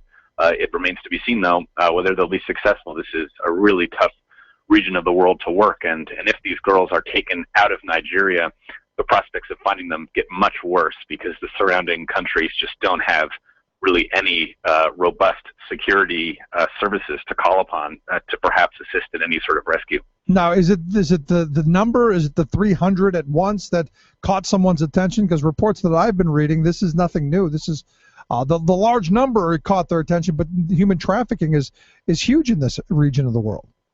Oh, human trafficking, the targeting of children. There was a story. A recent one, I don't remember the numbers, but I will say it was over a dozen school boys from the same region where these girls were captured were led out of their schools and then shot by a firing squad just lined up. And yesterday there were 8 more girls who were kidnapped. There are bombs that have been placed by this group very regularly. One went off this week. One went off last month and killed 25 people. So really a really bad, a terrorist problem in this country. And yes, I think it was the numbers that startled people and the decision by NGOs to launch sort of a social media campaign to raise awareness about this situation. But again, the practice is nothing new. It's just the response a little bit bigger than we've seen in the past. Yeah, I look at my kids and I'm just thankful every day that they live in a neighborhood that's safe and that that they have opportunity in the future and all of that. And I look at these places around the world and just grateful every day. It's a horrific story, and I think you're not the only person thinking about those sorts of personal connections. When you see these horrible headlines. So I'll try to keep you posted, and hopefully we'll have some sort of good news. But again, it's hard to really see a positive outcome in this. Yeah, I look forward to positive news. Keep the negative stuff to yourself. I'll try my best. All right, Luke. It's always great talking with you. Appreciate you taking time for us. Hey, sure thing. Take care. Luke Vargas, Talk Radio News Service. Quick break. Right back. Stick around. You're listening to the Rick Smith Show. For working people, come to talk.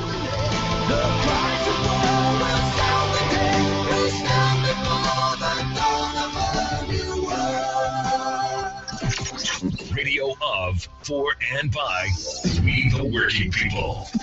The Rick Smith Show.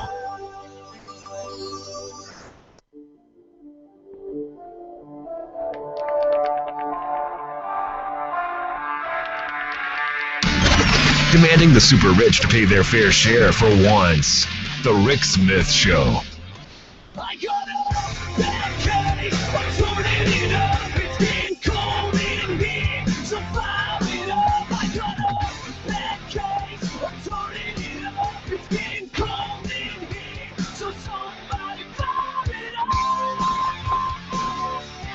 Welcome back to the Rick Smith Show. Check out the website, thericksmithshow.com. Questions, comments, something on your mind. You can email me, rick@thericksmithshow.com. And, of course, if you've missed any portion of our program, podcast, they're at the website. Very soon, the Rick Smith Show app will be up and running. Looking forward to that.